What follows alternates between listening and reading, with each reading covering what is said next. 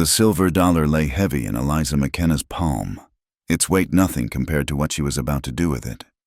The August sun beat down on the dusty square of San Miguel Crossing, where half the town had gathered for the debt auction. She stood at the edge of the crowd, her widow's dress already damp with sweat, watching Sheriff Coulter read from his list. "Next item," Coulter called out, squinting at his paper. "One laborer, 30 days' work, convicted of inciting unrest among the Ute people and obstructing railroad progress." 2 deputies hauled a man onto the platform. A burlap sack covered his head, and iron shackles bound his wrists. He stood tall despite the chains, broader than most men through the shoulders. The crowd shifted uneasily. Nobody wanted a troublemaker, especially one who'd stirred up the Indians. "Opening bid at $5, Coulter announced. Silence stretched across the square. A dog barked somewhere. Flies buzzed around the horses tied at the hitching posts. $3. More silence. Eliza noticed how the prisoner's hands hung steady at his sides. No trembling, no clenching. Working hands, scarred and sun-darkened where they showed below his shirt cuffs. $1. Then, surely someone needs 30 days' labor for $1. Crispin Vale, the railroad's land agent, stood near the platform with his men. He caught Eliza's eye and shook his head slightly, a warning clear as rattlesnakes' buzz. Nobody crossed the railroad in San Miguel Crossing. Eliza stepped forward. $1. The words dropped into the silence like stones into still water. Every head turned. Vale's face darkened. "Mrs. Henderson from the millinery shop gasped. Even Sheriff Coulter looked uncertain. "Mrs. McKenna," he said slowly. "Are you certain?" She walked to the platform, her boots raising small clouds of dust. The silver dollar caught the sun as she held it up. $1 for 30 days' labor, that's the stated terms, isn't it, Sheriff? Coulter glanced at Vale, then back to Eliza. "It is, but—" "Then I claim him." She placed the coin on the platform with a small, final sound. The sheriff had no choice. Law was law, even in a railroad town. "Sold to Mrs. McKenna." Coulter's voice carried no enthusiasm. "Deputies, remove the hood." The burlap came off, and Eliza found herself looking at a face that might have been handsome once. Scars crossed the left cheek and jaw. Dark hair hung past his collar, and his eyes were the pale blue of creek ice in winter. Those eyes found hers, steady and unreadable. "His name's Jonah Pike," Coulter said. "Mountain man. They say, knows every trail from here to Utah Territory." Vale pushed through the crowd. "Mrs. McKenna, a word of caution. This man has filled the Utes' heads with dangerous notions about treaty boundaries and railroad rights. He's trouble." "Then it's my trouble for 30 days, Mr. Vale." Eliza kept her voice level. "Sheriff, I'll need the key to these shackles." "Ma'am, I can't—" "The shackles? Sheriff, he can hardly work my fields in chains." Another long look passed between Coulter and Vale. Finally. The sheriff nodded to a deputy, who came forward with the key, but he only unlocked the wrist shackles, leaving the ankle chains in place. "The leg irons stay until you're clear of town." Coulter said, "For public safety." Jonah Pike spoke for the first time, his voice low and rougher than creek gravel. "I'll give no trouble, ma'am." Eliza studied him. Up close, she could see the marks where the shackles had rubbed his wrists raw. His shirt, though torn and dusty, had been carefully mended. A man who took care with what little he had. "Can you walk 10 miles in those chains?" she asked. "I've walked farther and worse." She turned to the crowd, meeting the stares of her neighbors. Some showed pity, others disapproval. Young Tom Turner from the general store gave her a small nod of support, but his father pulled him back. "I'll need supplies from Turner's store," she announced. "On credit, as usual."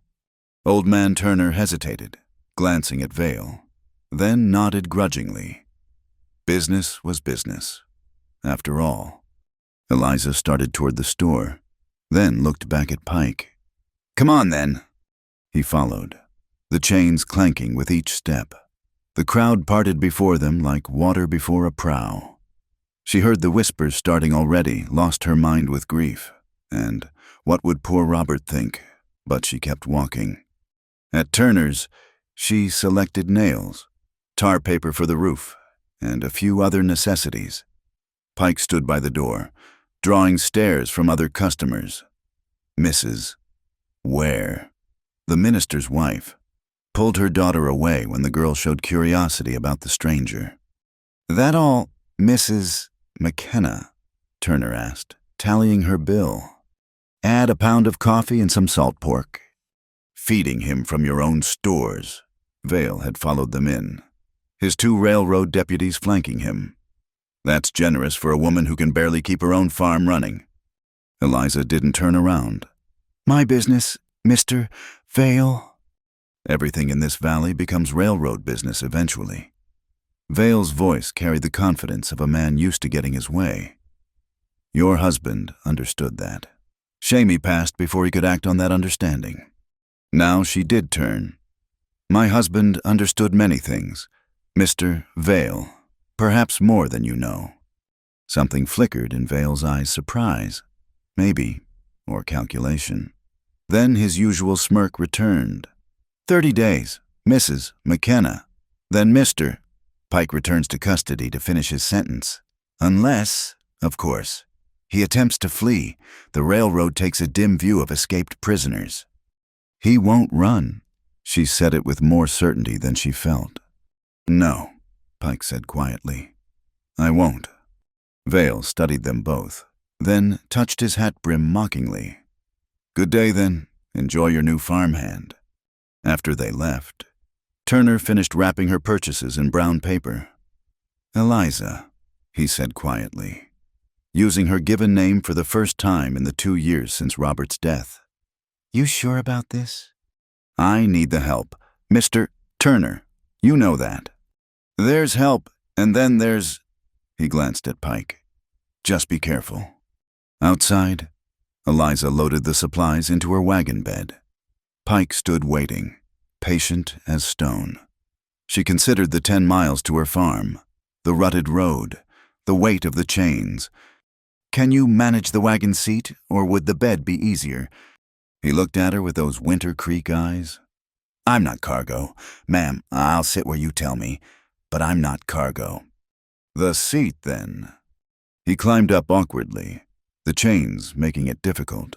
She took the reins and started the mules moving. The town fell behind them, but she felt eyes watching from windows and doorways until they passed the last building.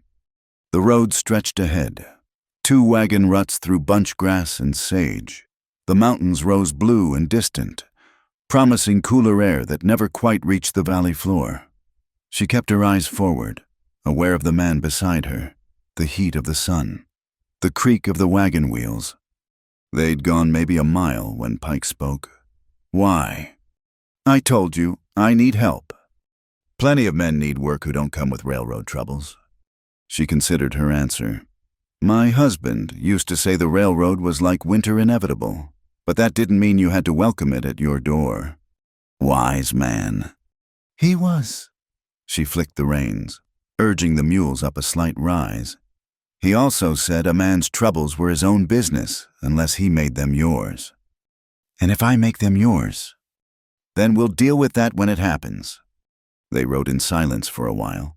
A red-tailed hawk circled overhead, riding the thermals.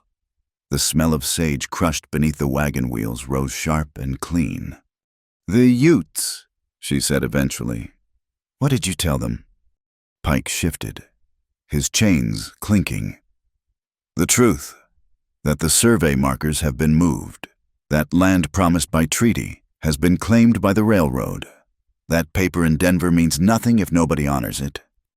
Dangerous truths, only kind worth telling." She glanced at him sideways. His profile could have been carved from the mountains themselves, all angles and weathered plains. "You're not from around here." "Kentucky, originally. Came west after the war." Which side? Does it matter now? She supposed it didn't. The war seemed like another lifetime, though its echoes still sounded in the empty chairs and missing men throughout the valley. What brought you to the mountains? She asked. Space, quiet, game to hunt and streams to fish. He paused. Freedom.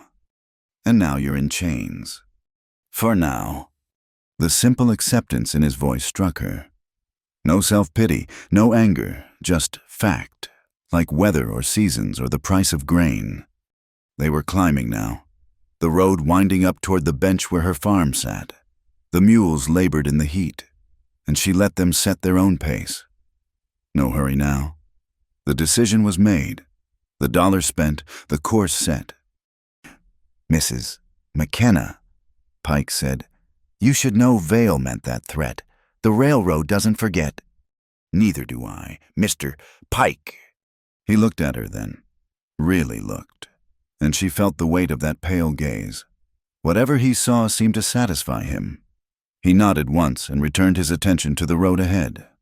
The farm came into view, the small house Robert had built, the barn with its sagging corner. The kitchen garden she struggled to keep watered. It wasn't much, but it was hers, bought with sweat and sorrow and stubborn determination. Home, she said, not sure why she felt the need to say it.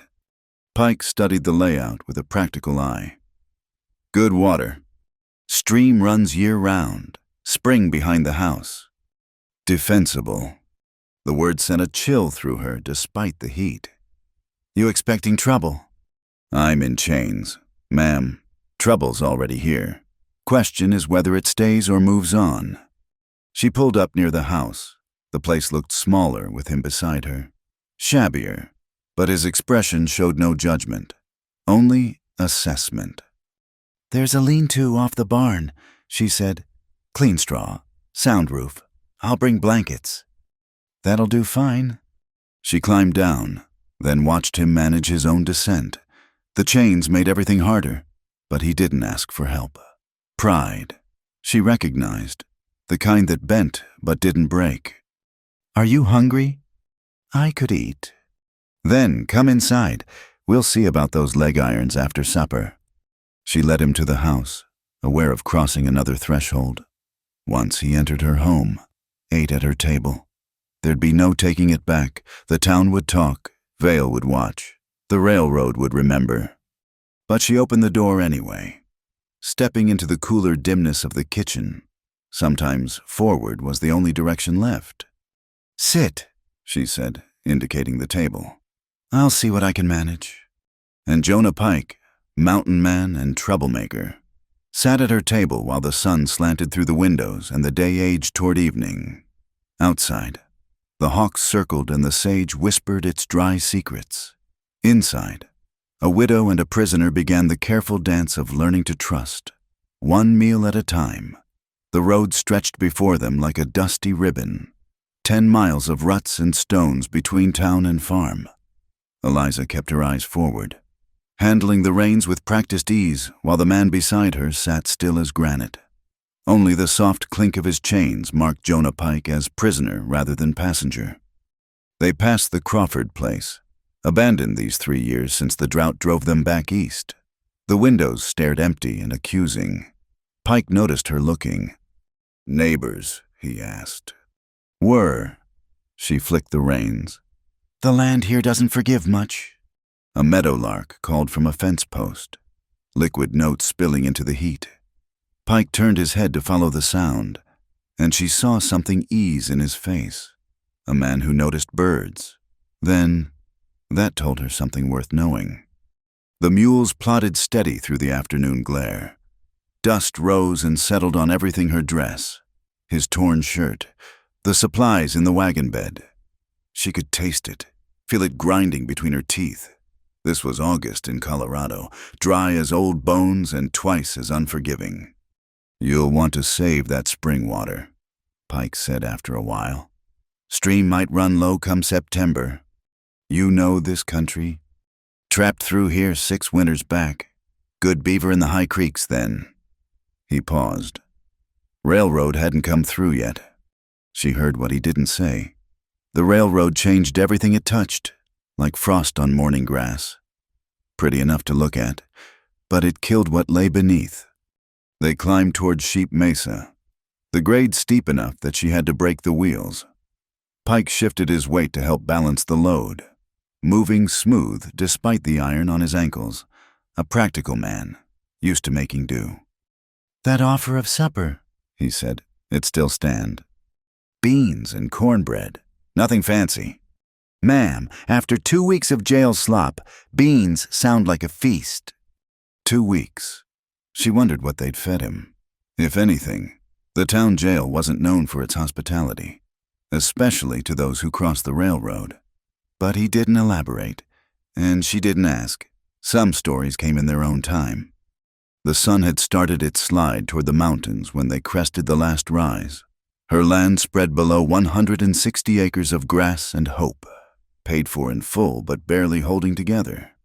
The house looked smaller than she remembered from this morning, the barn more tilted. Seeing it through strangers' eyes made the struggle plain. "There," she said, unnecessary but needing to mark the moment. Pike studied the layout with those pale eyes. Good position. Windbreak from the north, clear view of the approaches. He might have been reading the land like other men read newspapers. Your husband chose well. He did. Robert had known land, understood it in his bones. It was the business side that had challenged him, the ledgers and loans and promises that turned out to be smoke. But the land itself, yes, he'd chosen well. They descended the final slope, wheels creaking protest. As they neared the barn, she noticed things through Pike's eyes: the missing boards, the sagging fence, the garden withering despite her best efforts. 2 years was a long time to hold a place together alone. "Whoa!" She drew the mules to a stop by the barn. "I'll unhitch them if you can manage the supplies." He climbed down carefully, chains hampering every movement, but he went straight to the wagon bed, lifting the heavy parcels like they weighed nothing. Jail hadn't softened him. Then, those shoulders had breadth from work, not nature alone. She led the mules to the barn, aware of him following with the supplies. The familiar ritual of unhitching calmed her buckles and straps and the warm, dusty smell of mule. Behind her, she heard him set the packages on the porch, his step careful but steady. "Lean-tos around back," she called. "Make yourself comfortable. I'll bring those blankets directly." "No rush, ma'am." But when she finished with the mules and emerged from the barn, he wasn't at the lean-to. She found him by the collapsed corner of the barn, studying the damage with a critical eye. "Windstorm last spring," she explained. "Haven't had time to fix it proper." He nodded, running one chained hand along a broken beam. "Termites got to this one, but the posts are sound. Wouldn't take much to shore it up." "That's not your concern." He straightened, meeting her gaze. "You bought 30 days of labor. Seems a shame to waste it on make work when there's real need standing right here." Pride rose in her throat, hot and familiar. "I manage fine." "Never said you didn't." His voice stayed mild, but those Winter Creek eyes saw too much. "Just saying what is, that corner falls much more. You'll lose half the barn come first snow." She knew he was right, had known it since the storm. But knowing and doing were different things when you were one woman with 2 hands and too much else needing attention. "We'll see," she said, which wasn't yes but wasn't no either. The sun touched the mountain peaks, painting them gold and rose. Evening came fast in the valley, shadows pooling like water in the low places. She fetched blankets from the house, good ones, not the threadbare things she might have given another man. Something about Pike's quiet dignity demanded equal respect. The lean-to was, as she'd said, clean straw, solid roof, a shelf Robert had built for storing tools. Pike accepted the blankets with a nod of thanks, spreading them neat and precise over the straw. "Supper's at full dark," she said. "Pump's by the back door if you want to wash up." "Appreciate it." She left him to settle and returned to the house. In the kitchen, she built up the fire and set beans to warm. The cornbread was yesterday's, but it would do. She added a precious pat of butter to the beans, telling herself it was hospitality, not charity. Through the window, she watched him at the pump. He'd stripped to the waist, revealing a map of scars across his back, old ones, silver in the fading light. He washed methodically, patient with the chains that made every movement a challenge. When he was done, he pulled his torn shirt back on and finger-combed his dark hair into some order. A knock at the door made her start, too soft for town standards, but there nonetheless. "Come in." He ducked through the doorway. He was taller than Robert had been, she noted. The kitchen seemed to shrink around him, though he moved careful not to bump anything. "Sit," she said, indicating Robert's old chair. "Food's ready." She served them both, trying not to notice how he waited until she sat before touching his spoon. Manners, despite everything. They ate in silence at first. The only sounds the scrape of spoons on tin plates and the settling of the fire. "Good bread," he said finally. "Thank you." More silence. Then, "You mentioned your husband. How long?" 2 years come October. She kept her voice steady. "Lung fever. It was quick at the end." "That's a mercy, I suppose." "Is it?" The question came sharper than she intended. "I'm sorry, that was honest." He set down his spoon. "Nothing wrong with honest." She studied him across the table. In the lamplight, the scars on his face showed white against sun-darkened skin. His eyes held depth she couldn't read, like deep water that might be calm or might hide currents. "What about you?" she asked. "Family?" "Had a wife once, back in Kentucky." He picked up his spoon again. The war ended that, along with most everything else. She didn't press. Everyone carried war stories, one way or another. They finished eating in companionable quiet, the simple food somehow improved by sharing it. When the plates were empty, he started to rise. "I'll wash up." "No need." "Ma'am." He stood despite the chains, steady and sure. "You cooked. I'll clean. That's how it works." She found herself nodding, surprised by the relief of it.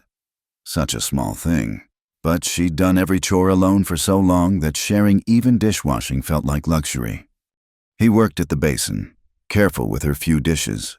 His hands, she noticed, were gentle despite their size and scarring.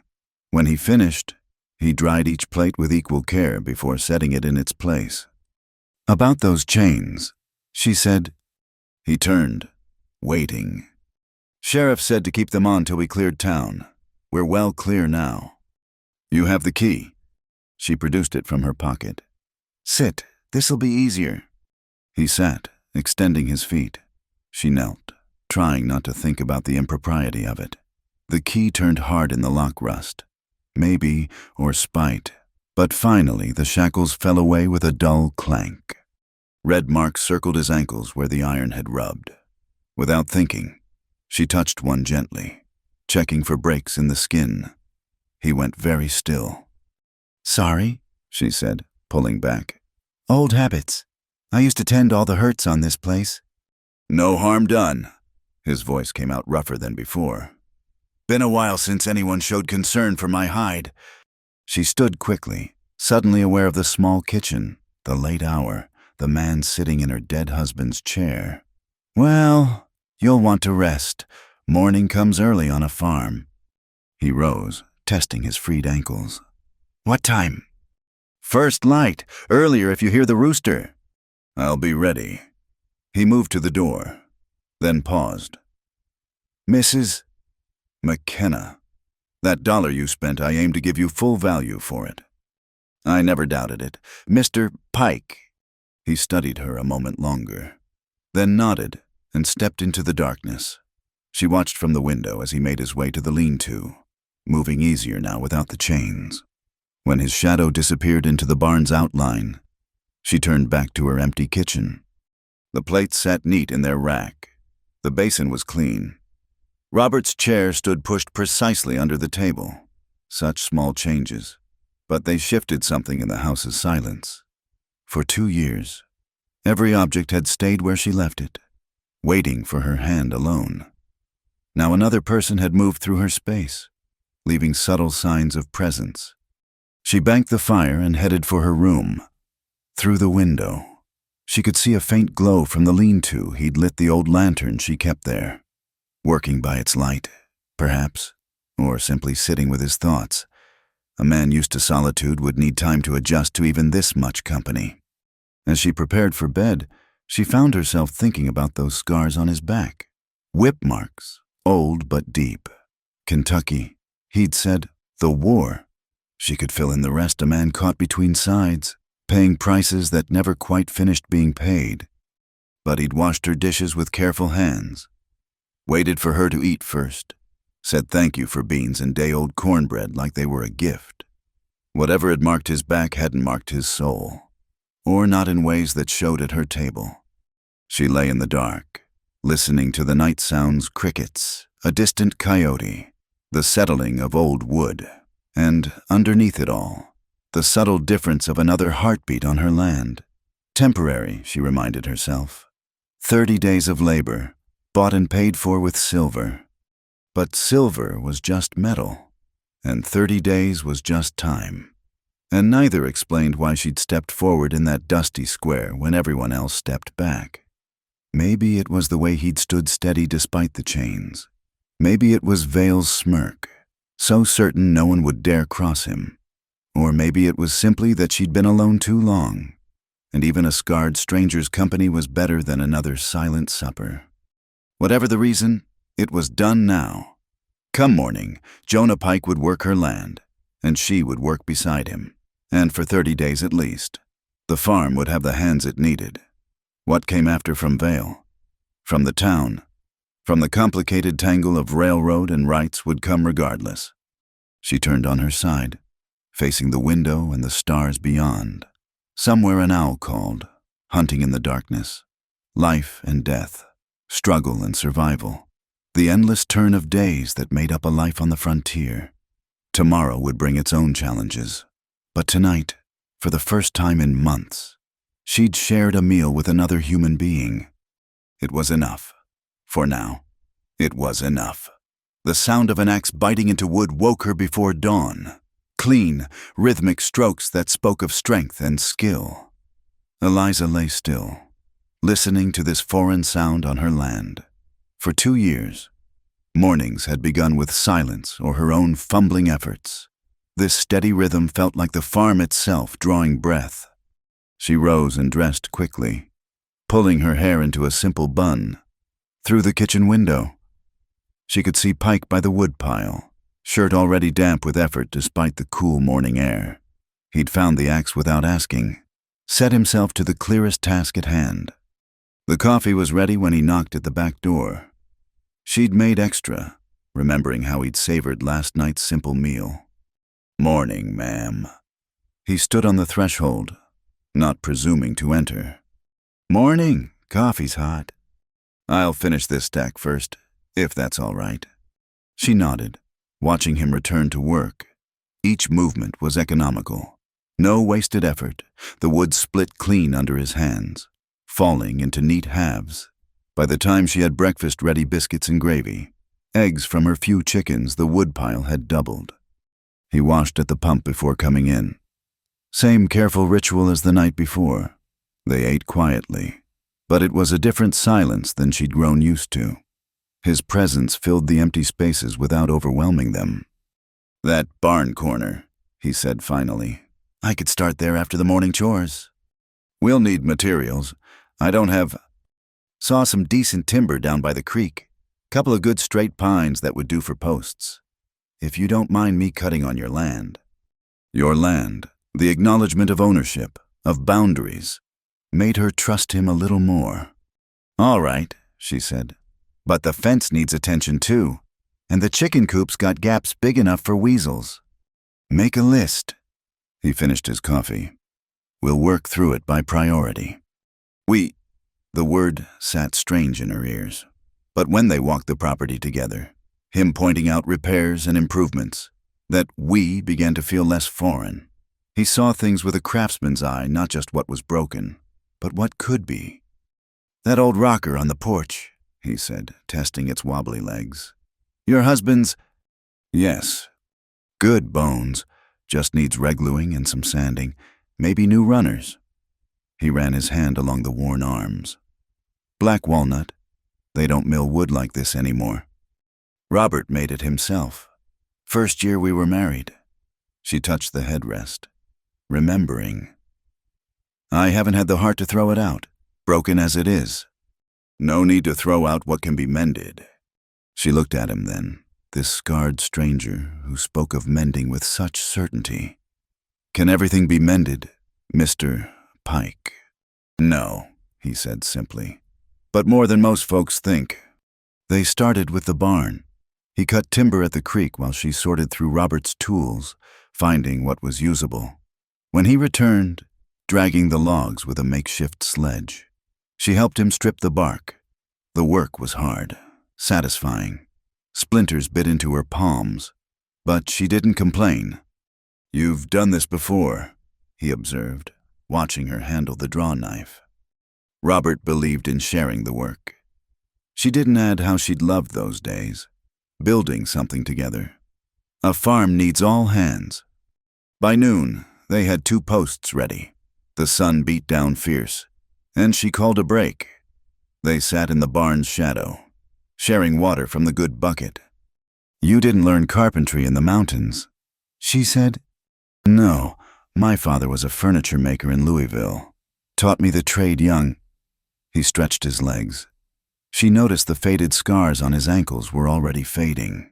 "Thought I'd follow that path once." What changed? War has a way of changing paths. He took another drink. After, cities felt too close. Mountains made more sense. "And now you're back to carpentry."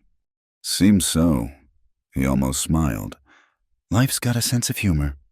They worked through the afternoon heat.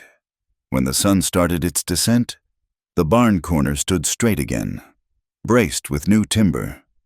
Not pretty, but solid. It would hold through winter and beyond. "Thank you," she said, running her hand along a new post. "It's your dollar at work, ma'am." "Eliza," she said, "if we're going to work together for 30 days, you might as well use my name." He nodded. "Jonah, then—" Such a small thing, trading formal titles for given names, but it marked another shift, like the dishes washed by different hands. That evening, she found him working on Robert's chair by lantern light. He'd taken it apart carefully, each piece labeled with chalk. The old hide glue pot she'd forgotten about sat warming on a small fire. "Found this in the barn," he said, not looking up from his work. "Hope you don't mind." "I don't mind." She sat on the porch steps, watching him work. His hands moved with the same certainty they'd shown with axe and hammer. This was older knowledge, learned at a father's knee before war and wilderness claimed him.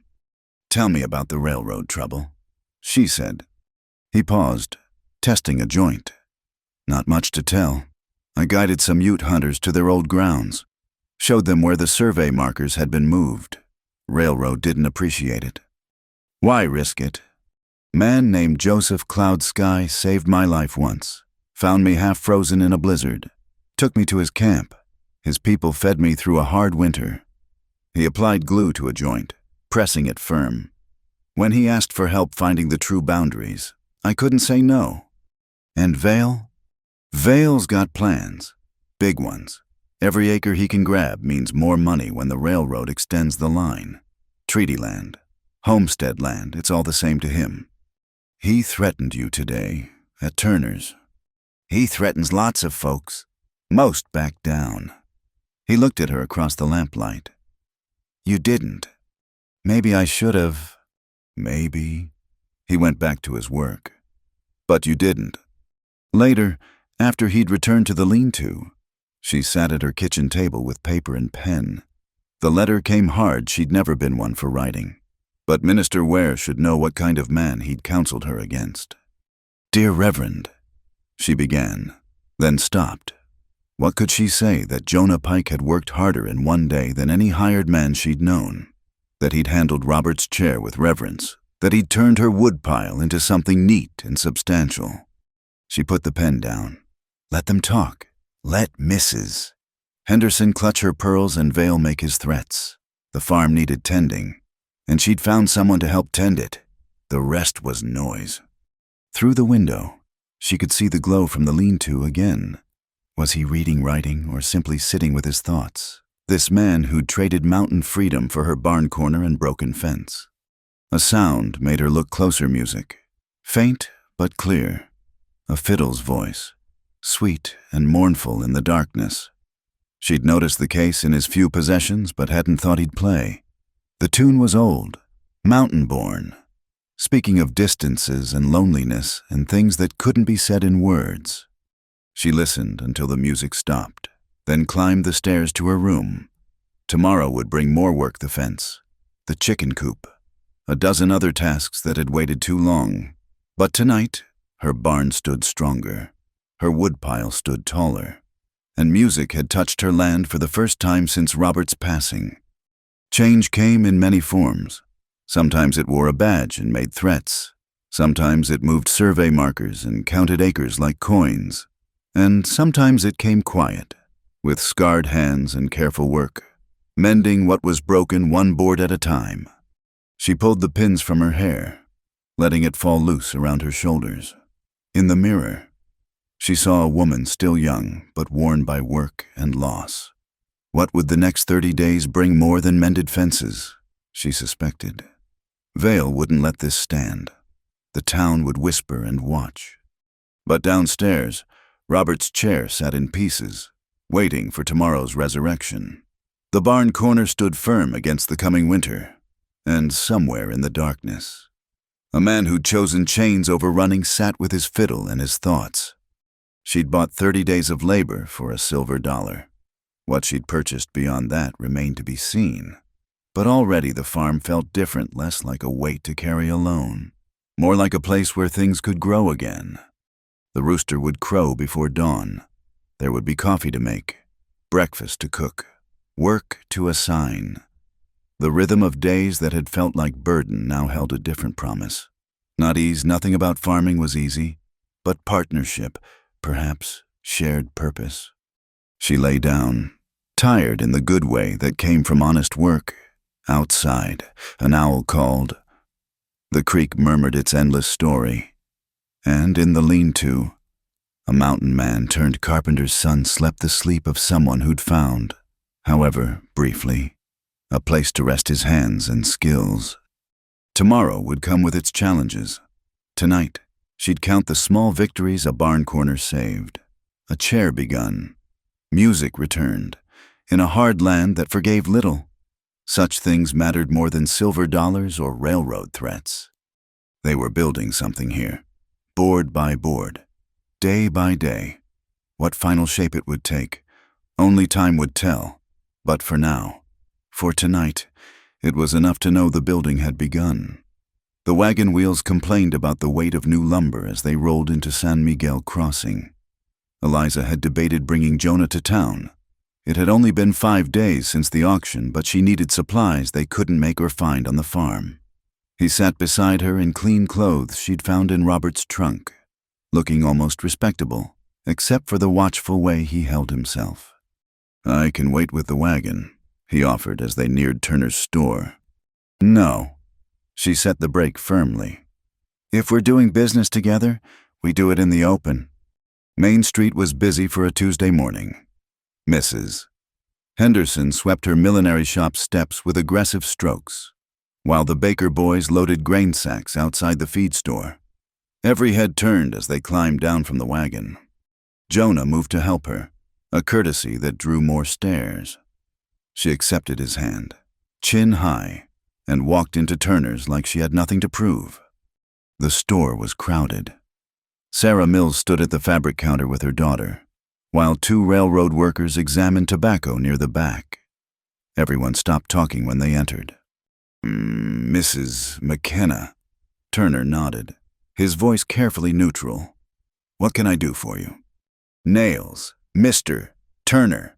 2 pounds of 16s, pound of 8s. Tar paper if you have it. New hasp for the chicken coop. Making improvements. This from Sarah Mills, her tone carrying that particular edge of false sweetness. Maintaining what's mine, Eliza replied evenly. Turner began gathering the items, moving with purpose. His son Tom appeared from the storeroom, arms full of fabric bolts, and nearly dropped them at the sight of Jonah.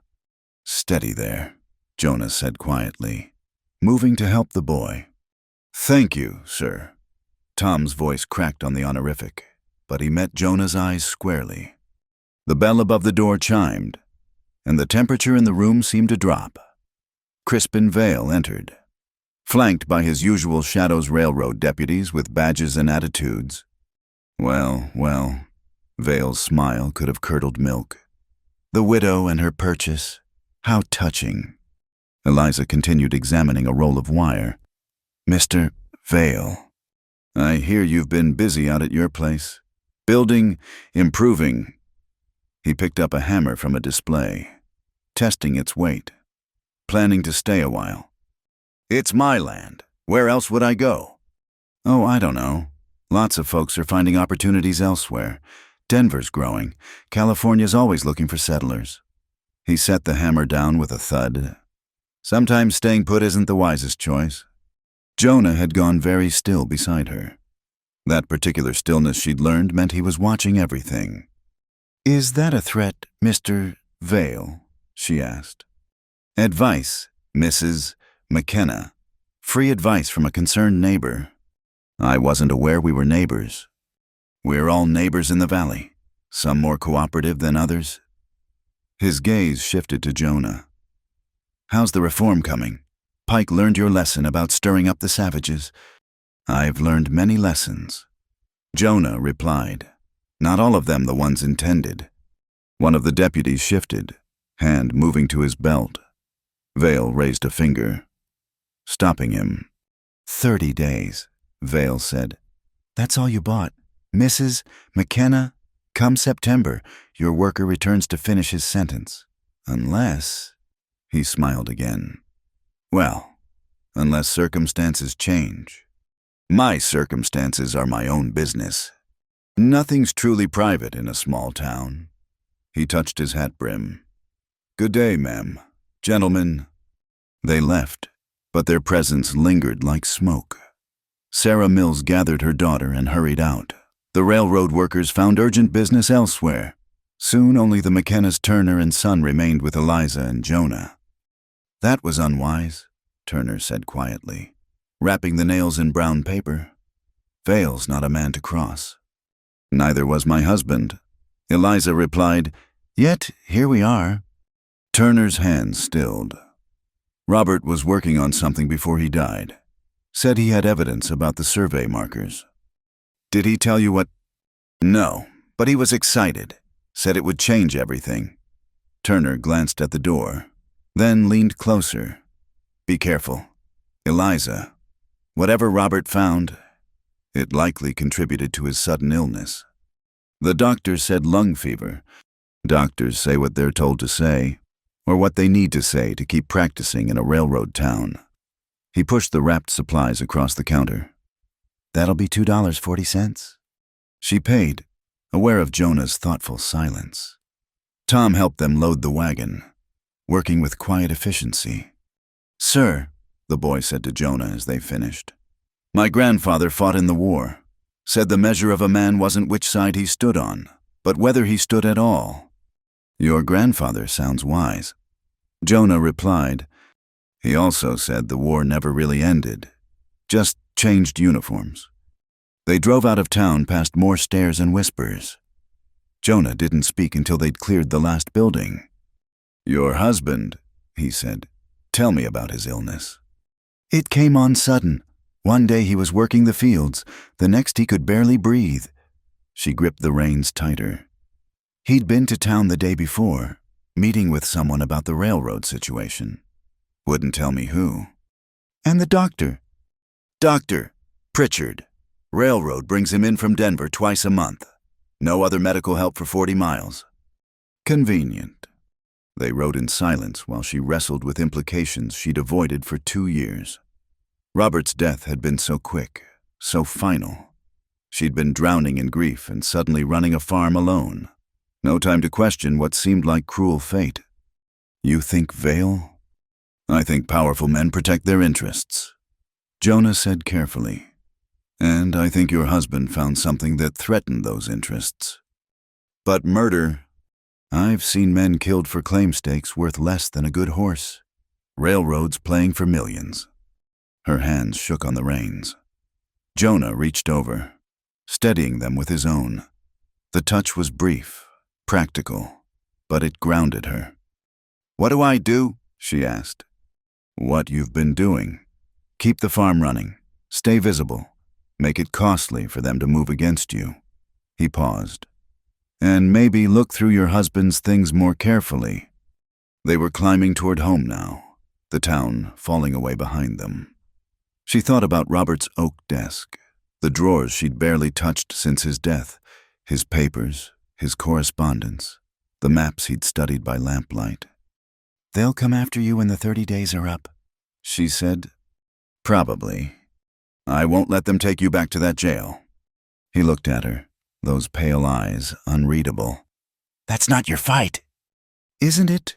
She met his gaze. You're here because you helped the UTs defend their treaty rights. Robert died. She swallowed hard.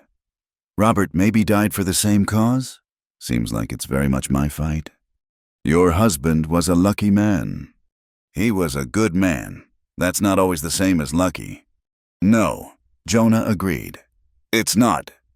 They reached the farm as clouds gathered over the mountains, promising afternoon rain. While Jonah unloaded supplies, Eliza stood on the porch, looking at her land with new eyes. Every fence post, every acre, every view might hold significance she'd missed. We'll need to be careful, Jonah said, joining her. Vale's not patient. He'll push harder now. Then we'd better make these 30 days count. He nodded, then surprised her with something almost like a smile. Your barn corner's solid. Your fence'll be next. Whatever comes, at least your property'll be in fighting shape. And Robert's chair? Coming along, few more evenings' work. He hefted the bag of nails. Best get these under cover before the rain. They worked together through the afternoon, replacing boards on the chicken coop. The threatened rain held off, but the air grew heavy with promise, as she held boards while he nailed. Eliza found herself thinking about partnerships, the one she'd lost, the strange one she'd found. Why didn't you run? She asked suddenly. When they arrested you, a man like you must know these mountains well enough to disappear. He paused, hammer raised. Thought about it, but running makes you guilty in folks' eyes, even if you're not, and it would have left Joseph Cloud Sky's people with no voice at all. So you stayed for them. Stayed for what's right. He drove the nail home with 2 clean strokes. Man stops standing for what's right. He stops being much of a man. Thunder rumbled in the distance. They finished the last board as the first fat drops began to fall. Running for the porch, they reached shelter just as the sky opened up. Look at that, Eliza breathed. Rain swept across the land in sheets, turning dust to mud, filling the 1,000 small depressions that would nurture next season's grass. The smell of it, clean and electric, filled the air. Been a while since we had a good rain, Jonah observed. Too long. She watched the water pour off the roof. Maybe it's a sign. Of what? Change, washing the old away.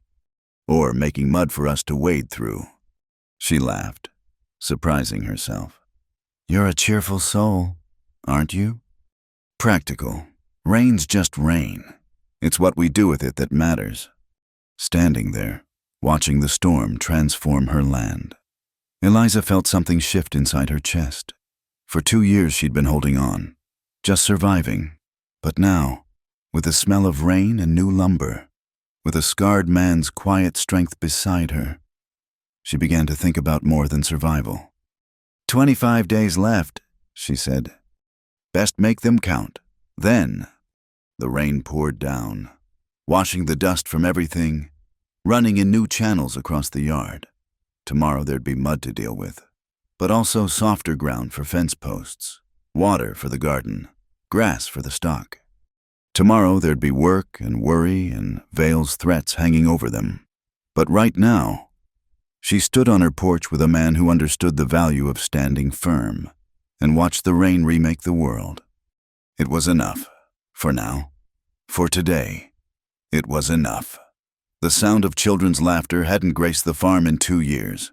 Now it spilled across the yard like water, bright and necessary.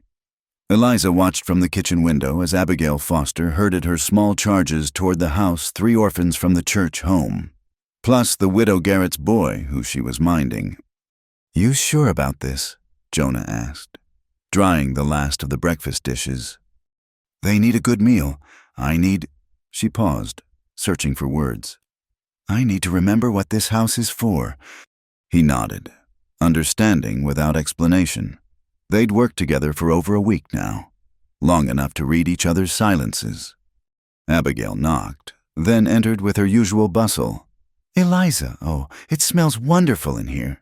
She paused, noticing Jonah. "Mr. Pike." "Miss Foster." He inclined his head politely, then gestured to the door. "I'll see to the fence work." "No," Eliza said firmly. "You'll join us for supper. The children should see—" She caught herself, then continued more carefully. "They should see that people are more than what others say about them." Something flickered in his eyes. "If you're certain." "I am." The children tumbled in Lucy, age 7, missing her front teeth, Samuel, 10, all knees and elbows, little Mary, barely 5, who hadn't spoken since arriving at the church home, and James Garrett, 12, trying to be the man his father's death had made him. "Wash your hands at the pump," Abigail directed. "Mind your manners." While they cleaned up, Eliza and Abigail set the table. It was her good cloth, the one she'd embroidered during her first winter as a bride, 8 places more than the table had held since Robert's funeral. "The town's talking," Abigail said quietly. "Arranging plates. About you and Mr. Pike." "Let them talk." "Eliza," Abigail touched her arm. "I'm not judging. Lord knows you've carried this place alone too long. But Vale's been making noise. Says Pike's a danger to the community." "The only danger Jonah poses is to Vale's land grab." "You believe him then about the markers?" "I believe my husband died asking questions about those markers." The words came out harder than intended. Abigail's eyes widened. "You don't think—" "I think we should feed these children and let them be children for an evening." The meal was simple but plentiful venison stew, fresh bread, green beans from the garden. The children ate like wolves, especially Samuel, who eyed the food like it might disappear. Jonah entered quietly, taking the place Eliza indicated at the far end of the table. At first, the children were shy of him, but when little Mary knocked over her water glass, he cleaned it up with gentle efficiency, telling her about a time he'd spilled an entire bucket of maple syrup in his father's workshop. The story drew a tiny smile the first Abigail had seen from the girl. "Were you really a mountain man?" Samuel asked, emboldened. "For a time." "Did you fight bears?" "Only when they didn't give me a choice. Mostly we left each other alone." "What about Indians?" James Garrett leaned forward. "My PA said—" He stopped, flushing. "What did your father say?" Jonah's voice stayed mild. "He said they were dangerous. Said they'd as soon scalp you as look at you." "Your father ever meet any Indians?" "No, sir." Jonah considered. "I lived one winter with the Ute people. They saved my life. Taught me to read the weather. Shared their food when game was scarce. They told stories around their fires. Same as us. Loved their children. Same as us." He paused. "Fear makes us see monsters where there's only folks trying to live." "But they're not Christian," James protested. "Neither was the Good Samaritan, originally," Abigail said gently. "Yet Christ made him the hero of the story." After supper, while the women cleared dishes, Jonah surprised everyone by producing his fiddle. "Been a while since I played for company," he said. "Might be rusty." But the music that flowed was anything but rusty. He started with simple tunes, "Skip to My Lou," old Dan Tucker that had the children clapping. Lucy grabbed Samuel's hands, trying to dance. Even Mary swayed in her seat. Then he shifted to something slower, a mountain ballad about home and longing. His voice, when he sang, was rough but true. "Across the wide Missouri, where the prairie grass grows tall, I left my heart behind me, beyond the mountain's call." Eliza found herself standing still, dish towel forgotten in her hands. This was what the house had missed, not just music, but the fullness of life. Robert had loved evenings like this, gathering whoever needed gathering, making family from fragments. "You play beautifully," Abigail said when the song ended. "My mother's teaching said a man without music was only half alive." "Your mother was wise," Eliza said, finding her voice. She had her moments. He set the fiddle aside, then looked at the children. "Who knows Amazing Grace?" They all did, even Mary, who hummed along wordlessly. The old hymn filled the kitchen, voices blending in the ancient harmonies. "When they reached was blind, but now I see." Eliza caught Jonah's eye. He nodded slightly. He understood the weight of those words, too. After the children were bundled back into Abigail's wagon, full of food and music and attention, the kitchen felt too large and too quiet. Eliza stood at the sink, not quite ready to face the emptiness. "They're good children," Jonah said, bringing the last cups from the table. "Lost children. The war, disease, accidents, too many ways to make orphans out here. You and your husband, did you—" He stopped. "Forgive me. That's not my business." "We tried." She kept her voice steady through long practice. "3 times. None lasted past the 3rd month. Doctor said I wasn't built for it. I'm sorry." So was Robert, but he never blamed me. Never even hinted at it. Said we'd make our family other ways. She dried a plate carefully. Nights like this were his way, open table, open hearts. "He sounds like someone I would have liked to know. You'd have gotten on, both of you standing for what's right, no matter the cost." She set the plate in its place.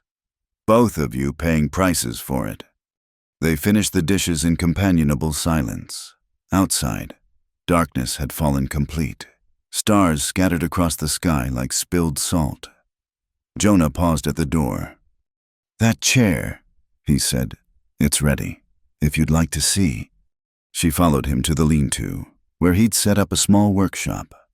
Robert's chair sat complete, gleaming with fresh oil. He'd done more than repair it, he'd restored it, down to the smallest detail. "The runners were more damaged than I thought," he explained. "Had to reshape them, but the rest is original." She ran her hands over the smooth wood, tears threatening. "It's perfect." "It's solid. That's what matters." "No." She turned to face him. "What matters is that you saw something broken and thought it worth saving. Not everyone does that." They stood close in the small space, lamplight throwing shadows on the walls. She could smell the oil on the wood, the leather of his vest, the faint sage that clung to everything here. For a moment, the air between them charged with possibility. Then he stepped back, careful and correct. "I'll bring it to the porch tomorrow. Let it cure tonight." "Yes, of course."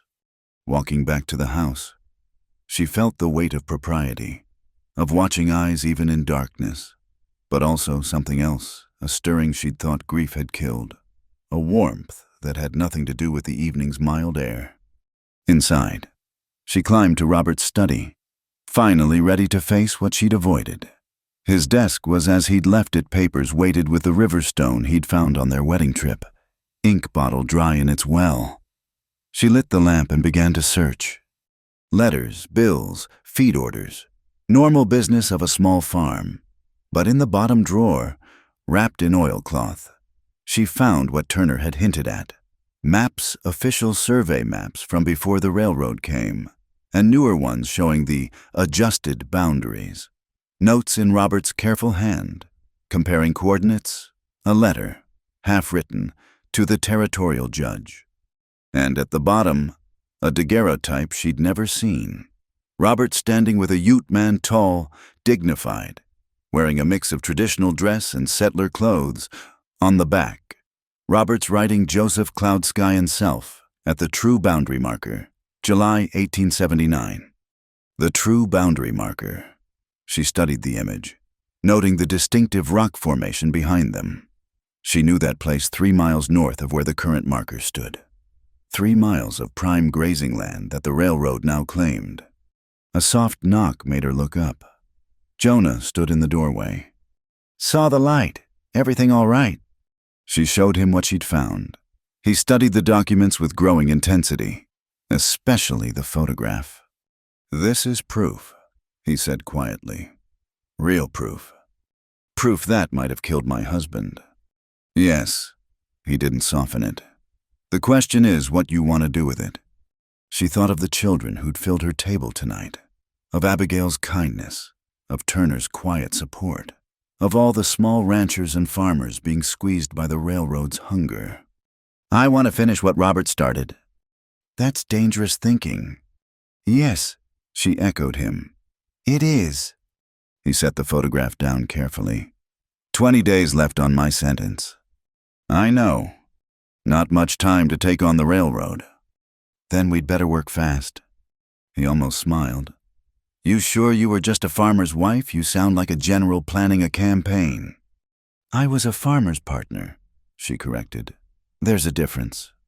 They stood together in Robert's study, surrounded by evidence of injustice and the ghost of a good man's intentions. Outside, an owl called. The night wind stirred the curtains, and somewhere in the darkness, the railroad's interests coiled like a snake, waiting to strike. But tonight, her table had held laughter. Robert's chair stood whole again, and she'd found both proof and purpose in equal measure. Tomorrow would bring its challenges. Tonight, she had allies: a scarred mountain man who played fiddle for orphans, a teacher who brought children to her table, a storekeeper who whispered warnings. Small forces against the railroad's might, but forces nonetheless. "Play another song," she said suddenly, "something hopeful." Now.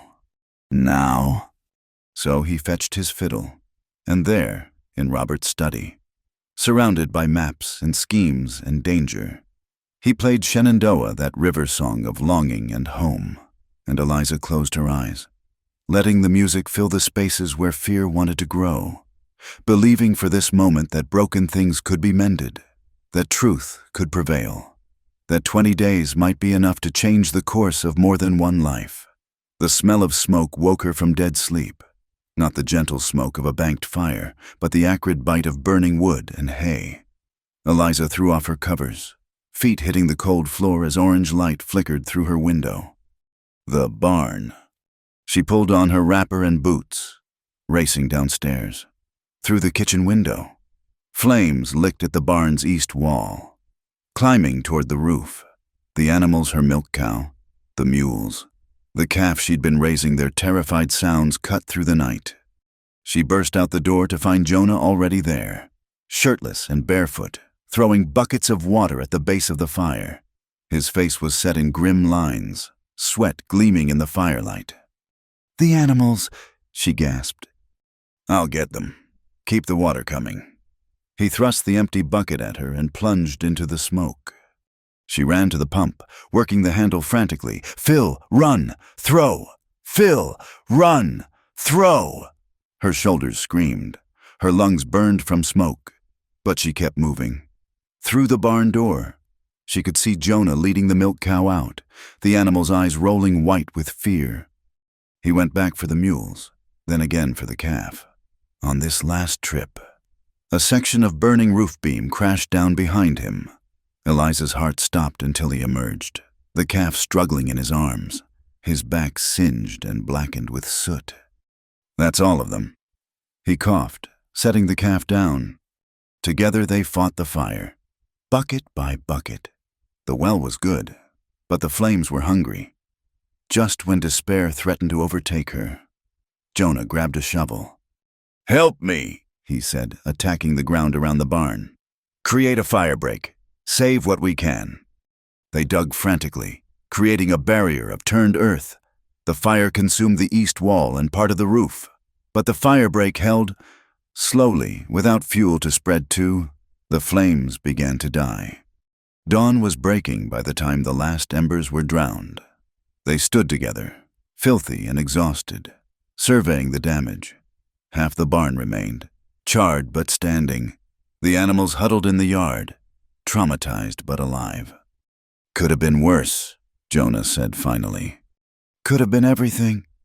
She looked at his back, seeing burns that needed tending. "You're hurt. I'll live. Come inside, those need cleaning." He followed her to the kitchen, where she pumped fresh water and gathered clean cloths. In the growing light, she could see the damage clearly burns across his shoulders, his hands raw from heat and work. "Sit," she ordered. He straddled a kitchen chair backward, resting his arms on the back. She worked carefully, cleaning soot and damaged skin. He never flinched, though she knew it must hurt. "This wasn't an accident," he said quietly. "No." She'd found the oil-soaked rags near where the fire started. "Vale's warning. Or someone wanting us to think it's Vale." She paused in her ministrations. "Who else?" "Your husband was investigating more than land boundaries. Railroad's not the only interest wanting those treaties ignored." Robert never said, but she stopped. Robert had kept things from her near the end, trying to protect her. "You think someone else killed him?" "I think we should be careful about assumptions," he hissed as she applied salve to a particularly bad burn. "Sorry." "Don't apologize for feeling pain." She wrapped clean bandages around his hands. "There, try to keep them dry." He stood, turning to face her. They were too close for propriety. Alone in her kitchen at dawn.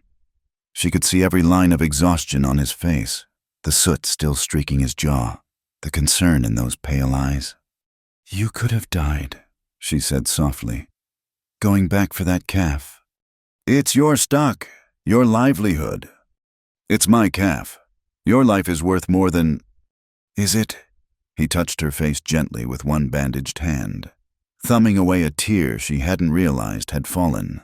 "A convict mountain man with no home, no people. What's that worth against a farm's future?" "Everything," she whispered. "It's worth everything." The moment stretched between them, fragile as spun glass. Then hoofbeats in the yard shattered it. They stepped apart as Sheriff Coulter appeared at the door, badge glinting in the early light.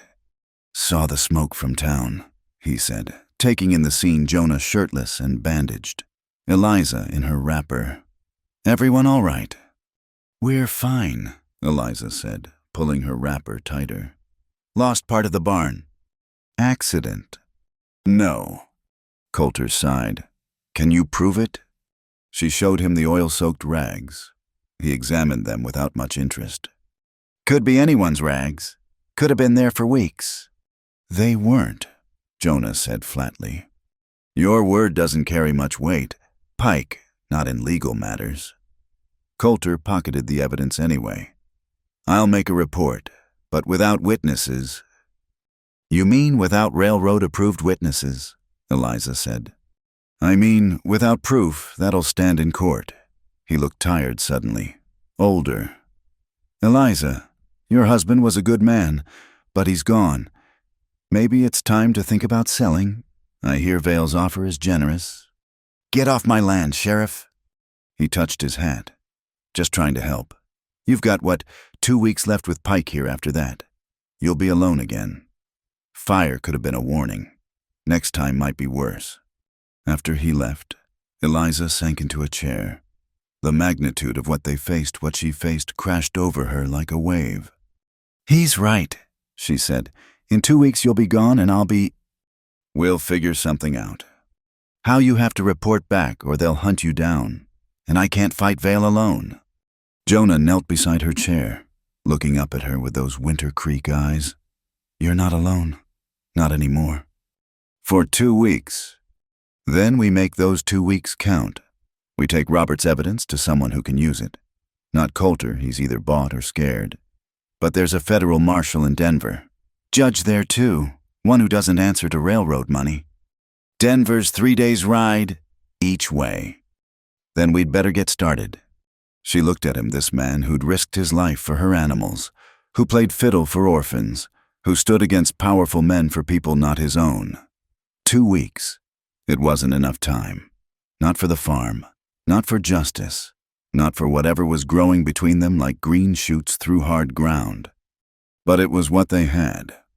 I'll need to arrange for someone to watch the stock, she said. Tom Turner might do it. He seems decent. And we'll need supplies. A wagon would be too slow. Horses. I know where we can borrow good ones. She stood, energy returning with purpose. Then we'd better get cleaned up. Can't ride to Denver looking like we've been fighting fires. Eliza. He caught her hand. This is dangerous. If Vale realizes what we're doing, then we'd better not let him realize. She squeezed his fingers gently. I'm tired of being afraid. Jonah, tired of waiting for the next blow to fall. Robert died trying to make this right. The least I can do is finish it. He raised her hand to his lips, a gesture so gentle it made her heart constrict. Your husband was a lucky man, he said again. I was the lucky one, she corrected. And maybe I still am. They separated to prepare, propriety reasserting itself with the full daylight. But something had shifted in those smoke-filled hours, those desperate moments of shared struggle. The careful distance they'd maintained was gone, burned away like morning mist. While Eliza dressed and gathered Robert's documents, Jonah saw to the animals and salvaged what he could from the barn. They worked with new urgency, aware that time was now their enemy as much as Vale. Tom Turner arrived just after noon, summoned by a note Eliza had sent with a passing farmer. Heard about the fire, he said, surveying the damage. Pa says it's Vale's doing. Your father says a lot of things, Eliza replied carefully. He also says you're planning something. Says to tell you he'll watch your place as long as needed.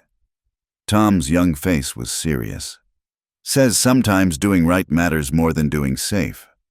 Your father's a good man, Tom. He also sent this. Tom produced a leather purse. For expenses. No arguments. He says you'd do the same if positions were reversed. Eliza's throat tightened. In all the fear and loss, she'd forgotten this, the quiet network of decent people who helped each other survive. Not everyone bowed to railroad pressure. By mid-afternoon, they were ready. 2 horses borrowed from a rancher who owed Jonah a debt from his trapping days. Saddlebags packed with food, water, and most importantly, Robert's evidence. Eliza wore her riding clothes. Practically scandalous, but necessary for hard travel. 3 days to Denver if we push, Jonah said, checking the horse's shoes. We'll need to stop nights traveling in the dark's too risky. I know a place. She swung into the saddle with practiced ease.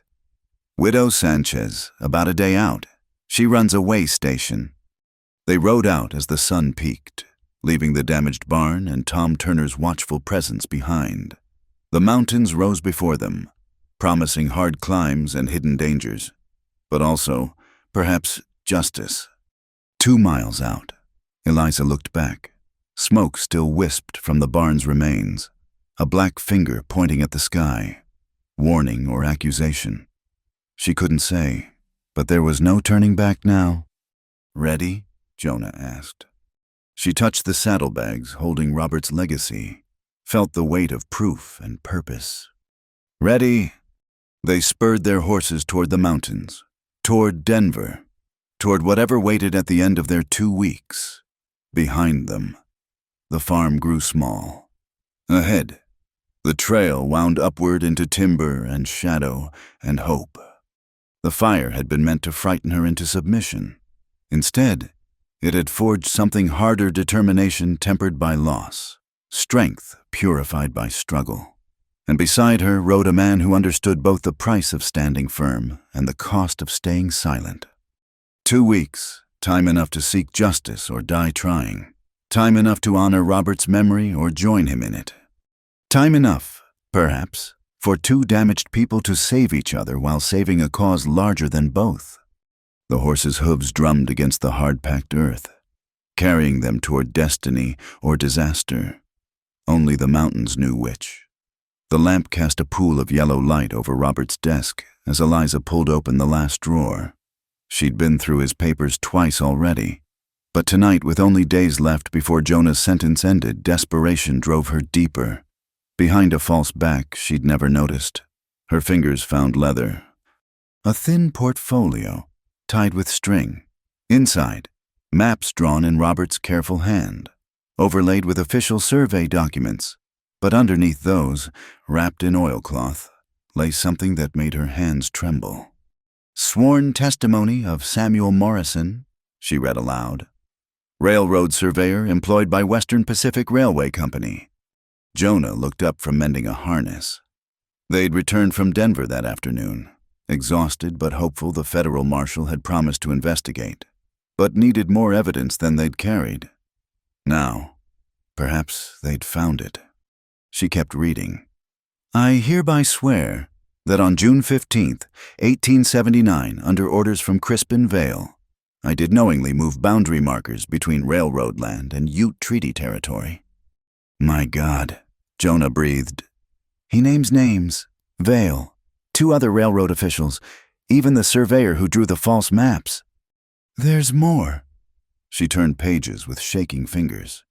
"Financial records, payments to officials, and—" She stopped, staring at the final document. "What is it?" "A letter from Robert to this Morrison, dated a week before Robert died. He says Morrison contacted him, wanting to clear his conscience. They were supposed to meet," her voice cracked, "the day Robert fell ill." Jonah crossed to her, reading over her shoulder. The letter confirmed everything: meeting time, place, Morrison's promise to bring original survey notes. But no Morrison had ever come forward after Robert's death. "We need to find this man," Jonah said. "If he's still alive." Eliza felt cold despite the warm evening. "Robert hid this for a reason. He must have suspected." A floorboard creaked on the porch. They froze. Then Jonah moved silent as a shadow to the window. He held up 2 fingers, 2 men, approaching the door. "The lamp," he whispered. She doused it as knocking thundered through the house. "Mrs. McKenna Sheriff Coulter, need a word." She stuffed the documents back in the drawer, praying darkness would hide her shaking hands. "Coming, Sheriff." Coulter stood on the porch with Deputy Walsh, both armed. Their faces were grim in the moonlight. "Evening. Eliza. Pike here." "I'm here," Jonah said from behind her. "Good. Saves us hunting." Coulter shifted uncomfortably. "Got a telegram from Denver. Federal marshal's been asking questions. Railroad's not happy." "Is that a crime now?" Eliza asked. "No, but harboring a fugitive is—" He held up a paper. "Vale swore out a complaint. Says Pike violated his sentence terms by leaving the county. To help me conduct legal business." "Don't matter the reason. Terms are terms." He looked genuinely sorry. "I've got to take him in." "His 30 days aren't up," Eliza protested. "I paid for them fair and square." "And he broke the conditions. I'm sorry. Eliza, if it were up to me—" He stopped, shaking his head. "Pike, you coming peaceful." Jonah stepped onto the porch, hands visible and empty. "I'll come." "No." Eliza grabbed his arm. "This isn't right. Vale's just trying to—" "I know what he's trying." Jonah's voice was calm, but his eyes burned with suppressed fire. "But fighting the sheriff won't help our cause. Our cause, even facing arrest," he claimed shared purpose. "Smart man," Coulter said, producing shackles. "Turn around." The sound of iron closing on Jonah's wrists made Eliza's stomach turn. She'd heard it before. That day in the town square. But then he'd been a stranger. Now, "Where are you taking him?" she demanded. "County jail tonight. Judge arrives tomorrow for the hearing." "What judge?" "Judge Hartwell. Come in on the afternoon train." Hartwell, she knew that name. One of Vale's poker companions. The kind of judge who found whatever verdict the railroad required. "I'll be there," she said, "with a lawyer." "That's your right." Coulter nudged Jonah toward the steps. "Move along. Pike." Jonah turned back, catching her eyes. In the moonlight, she could read the message there. Find Morrison. Finish this. Then they were gone, horses' hooves fading into darkness. Eliza stood on the porch, fists clenched, until the night swallowed even the dust of their passing. Back inside, she relit the lamp and returned to Robert's desk. Somewhere in these papers was the key to finding Morrison. She spread everything out, looking for clues Robert might have left. A notation on the financial records caught her eye. SM pension delivered monthly to Box 47 Creed. Creed was a mining town, 2 days south, rough country, but if Morrison was hiding there. She worked through the night, planning. Come dawn, she saddled her horse and rode for town. Not to the jail that would come later, but to Turner's store. Old man Turner was arranging goods when she entered. He took one look at her face and flipped the sign to closed. "Heard about Pike," he said. "Vale's moving fast." "I need help." She showed him Morrison's testimony. "This man, he's the key to everything. I think he's in Creed." Turner studied the documents, face grave. "If Morrison's hiding, he won't talk to strangers, but..." He moved to the back room, returning with a worn leather vest. "My brother runs freight to Creed. This is his company mark. Might open doors." "Thank you." She folded the vest carefully. "Can you send word to that federal marshal, tell him about the arrest?" "Already did. Soon as I heard, but Denver's far, and Vale's got influence." He leaned closer. "Eliza, there's something else. I remembered after we talked before your Robert asked me to hold something, just before he died. Said if anything happened, wait a year, then give it to you." "A year." "Said you'd need time to grieve before you could fight, but seems like you're fighting now." He produced a small key. "Bank box in Denver. Whatever's in there. Robert thought it was important enough to hide even from you." She pocketed the key. Mind racing. Robert had prepared for his death, had laid plans within plans. How much had he suspected? How much danger had he seen coming? "I have to go to the hearing," she said. "Be careful. Hartwell's as crooked as a dog's hind leg, and Vale will be watching you now, knowing you're digging." She left through the back, Turner's brother's vest hidden under her coat. At the jail, she found chaos. A crowd gathered, voices raised, pushing through. She saw why. 3 Ute riders sat their horses before the jail, faces painted for ceremony. The eldest, wearing a chief's bonnet, spoke in careful English. "The man you hold helped my people. We come to speak for him." "This is a matter for white man's law," Coulter said, clearly uncomfortable. "You've got no standing here." "We have treaty rights." The chief replied, "Rights the man inside tried to defend." Vale emerged from the courthouse, face dark with anger. "Get these savages out of town. Sheriff, they're inciting unrest." "They're peacefully assembling," Eliza said loudly. "Or is that another right the railroads abolished?" The crowd turned. Some faces showed sympathy, others fear. Vale's eyes found hers, cold as winter steel. "Mrs. McKenna, come to see your hired man. I'm afraid visiting hours are over." "I've come for the hearing, as is my right." "Of course, though I wonder what you hope to accomplish. Judge Hartwell's very thorough." The threat was subtle but clear. She lifted her chin. "Then he'll want to see all the evidence." "What evidence would that be?" She smiled, letting him wonder.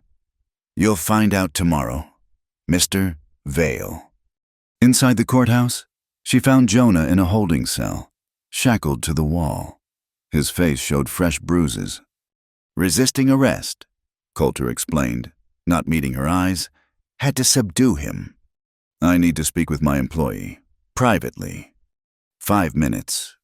When they were alone, she pressed close to the bars. "I found more papers, Morrison's testimony, financial records, and I think I know where Morrison is." "Don't go alone," Jonah said urgently. "If Vale suspects—" "The Utes came—" "I heard the commotion. They're taking a risk. For you." She touched his face through the bars, fingertips light on the bruises. "Everyone's taking risks for you." "Not for me. For what's right." He caught her hand, pressing it to his cheek. "Eliza, if tomorrow goes badly—" "It won't. If it does, promise me you'll get that evidence to the federal marshal. Promise you won't let this die with me. You're not going to die. Promise me." She saw the truth in his eyes, then Hartwell would find him guilty. Vale would ensure a harsh sentence, maybe even arrange an accident. Men died in prison all the time. "I promise," she whispered. "But I'm not letting them take you." "You can't stop it. Watch me." Coulter returned, keys jangling. "Time's up." She left the jail with steel in her spine. Vale thought he'd won, removing Jonah from the board. But Robert had taught her chess on winter evenings, and the best players thought several moves ahead. That night, she wrote 3 letters, one to the federal marshal, detailing everything, one to Tom Turner, asking him to watch the farm a while longer, and one to Samuel Morrison, care of Box 47. Creed, a careful message that might draw a frightened man from hiding. Come morning, she dressed in her best black dress, widow's weeds, appropriate for a funeral or a fight. The courthouse was packed, Vale's people filling most seats. But the 3 Utes sat in the back, silent witnesses, and Tom Turner was there, and Abigail Foster, and even Mrs. Henderson, who nodded slightly when Eliza passed. Judge Hartwell looked exactly as she'd expected, soft and prosperous, with eyes that counted money even while spouting law. He barely glanced at Jonah before beginning, "The defendant is charged with violating terms of his work release sentence. How does he plead?" "Not guilty," Jonah said firmly. "The evidence suggests otherwise. Mr. Vale." Vale stood, smooth as oil. "Your Honor, the defendant was clearly told to remain within the county. He was seen in Denver 3 days ago. A clear violation." "For business, I required." Eliza interrupted. "As his employer—" "You're out of order," Hartwell snapped. "Another outburst and I'll have you removed." She subsided, but damage was done. The crowd had heard her, saw the game being played. The trial was a mockery. Testimony tailored, objections overruled. Within an hour, Hartwell was ready to pronounce sentence. Guilty as charged. The defendant will serve 2 years hard labor. Sentence to begin immediately. "No!" The word tore from Eliza before she could stop it. But it was echoed from the back. The Ute chief stood, dignity radiating from every line. This man spoke truth when others were silent. His punishment shames your justice. "Remove him," Hartwell ordered. But the chief wasn't finished. "We remember our friends and our enemies." The threat hung in the air as deputies escorted the UTs out. Vale's face had gone pale. Indian trouble was bad for business, scared away investors. "Take the prisoner to the train," Hartwell said quickly. Court adjourned. In the chaos that followed, Eliza fought to reach Jonah. Their eyes met across the crowd, Winter Creek blue, steady despite the chains. "Find Morrison," he mouthed. Then he was gone, hustled out the back. Eliza stood in the emptying courtroom, fists clenched. They thought they'd won. Vale thought he'd silenced the only voice speaking for justice. But Robert had been that voice first, and now she would be— Tomorrow she'd ride for Creed, wearing Tom Turner's brother's vest, carrying Morrison's name like a weapon. She'd find the truth Robert died for, the evidence that could bring down Vale's empire of lies. And then she'd fight to free the man who'd taught her that broken things could be mended, even broken systems, even broken hearts. The war wasn't over. It had just begun. The mountain trail to Brother Matthew's mission station wound through stands of aspen already turning gold with September's touch. Eliza guided her horse carefully, aware of the precious cargo in her saddlebags, Robert's evidence, Morrison's testimony, and her last hope of saving Jonah from 2 years of hard labor. The mission appeared through the trees like something from a fairy tale, a small log chapel with a cross-topped steeple, surrounded by neat gardens. Brother Matthew himself emerged as she dismounted, his Franciscan robes incongruous against the wilderness backdrop. "Mrs. McKenna," he said warmly, "I heard about your troubles. How can I help?" She'd met him only once, when he'd blessed Robert's grave, but his reputation for fairness was known throughout the territory. More importantly, he'd spent 20 years working with the Ute people, speaking their language, earning their trust. "I need to reach Joseph Cloud Sky," she said without preamble. "It's about the land dispute, and about Jonah Pike." His weathered face grew serious. "Jonah's a good man. What they did to him wasn't justice." He gestured to the chapel. "Come, we'll talk inside." Over simple bread and water, she explained everything: the moved markers, Morrison's testimony, Vale's threats. Brother Matthew listened without interruption, his eyes growing darker with each revelation. "Robert suspected the truth," he said finally. "He came here 2 months before he died, asking the same questions. I told him what I'll tell you: the UTs know exactly where the original markers stood. Their memory is carved in stone and story, not subject to surveyors' lies. Would they testify in court? After what happened to Jonah, they see how your courts treat truth-tellers." He stood, pacing to the window. "But there might be another way. Joseph Cloud Sky's band is camped 2 hours north, near Crystal Creek. They're discussing the situation." Something in his tone made her stomach tighten. "Discussing?" "Some young warriors want to take direct action, remove the false markers, reclaim their land by force. Joseph is counseling patience, but," he spread his hands, "patience has earned them only more theft. If they act violently, Vale wins. He'll have excuse to call in the army.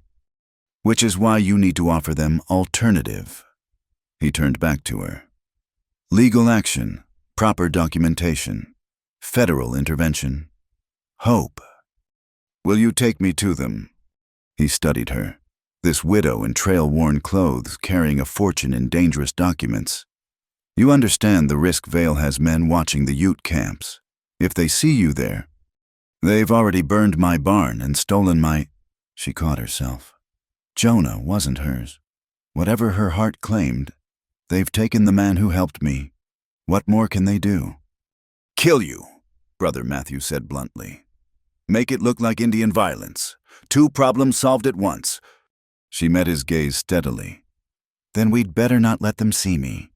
An hour later, they rode out together, Brother Matthew leading through paths she'd never have found alone. He'd traded his robes for simple clothes, looking more mountain man than monk. As they climbed higher, the aspens gave way to pine and fir, the air thinning and cooling. "Tell me about Jonah," he said as they rested the horses. "How did a mountain man end up defending Ute land rights?" She told him about the winter Joseph Cloud Sky had saved Jonah's life, the debt of honor that led to current troubles, but also about split wood and mended chairs, about fiddle music and gentle hands despite their scars. "You care for him," Brother Matthew observed. "He's a good worker." "That's not what I meant." She looked away, toward the peaks, scraping sky. "What I feel doesn't matter. He's gone. Prison isn't death. 2 years. You think Vale will let him live 2 years an accident in the quarries? A fight with other prisoners?" Her voice broke. "I've already lost 1 good man to Vale's greed." "Then we'd better make sure you don't lose another." They reached Crystal Creek as afternoon shadows grew long. The Ute camp spread along the water 20 lodges.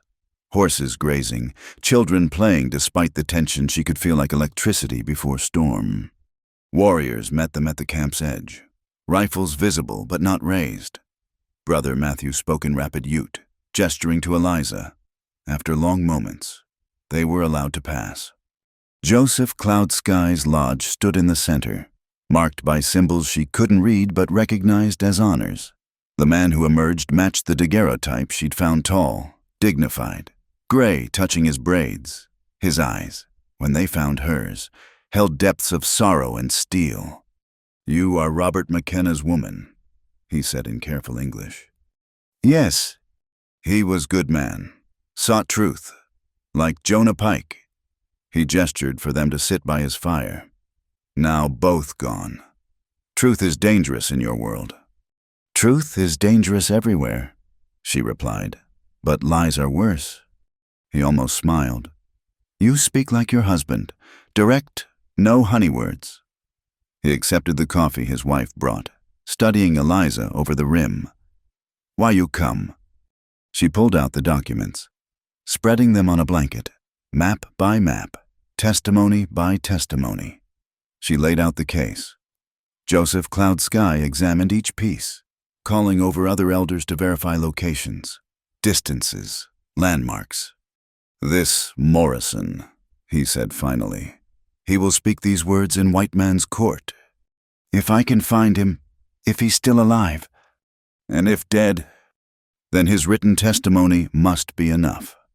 She leaned forward. "But it would be stronger with your voice, with your people's witness to where the true boundaries lie. We witnessed before. They called us liars. In a territorial court, but federal court is different. And with these documents..." A commotion outside interrupted. Voices raised in alarm. Horses neighing.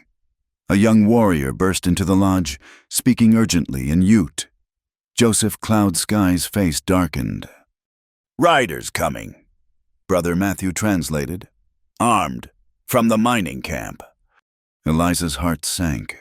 Somehow, Vale had tracked them. But Joseph Cloud Sky was already moving, issuing rapid orders. Warriors scattered to positions while women gathered children. "You go," he told Eliza. "Back way. Samuel will guide." "But the documents..." "Leave them." He gathered the papers with surprising gentleness. "We make copies, many copies, send to many places." His eyes met hers. "Your husband understood truth must spread like seeds, not kept in one basket." Gunfire cracked in the distance. Not a battle yet, but warning shots. Vale's men, testing defenses. "Go," Joseph repeated.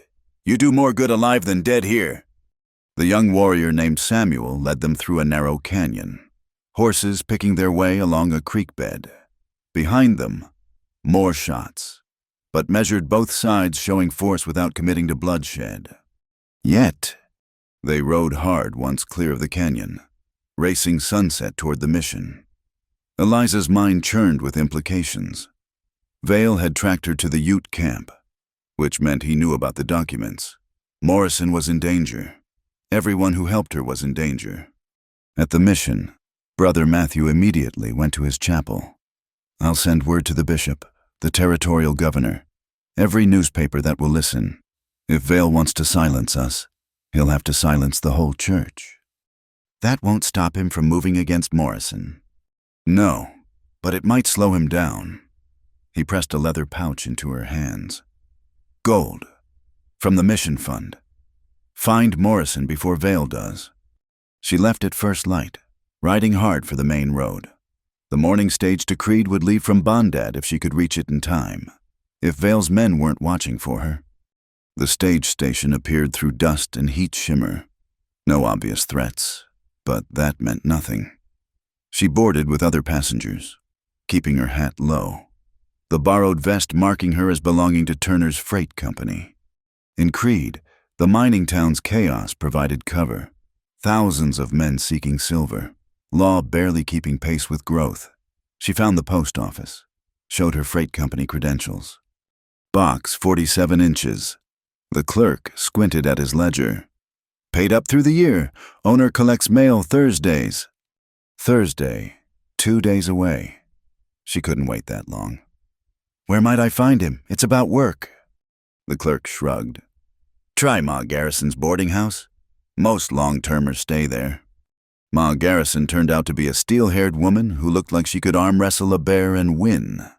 She examined Eliza with sharp eyes. Morrison, quiet fellow. Keeps to himself. White.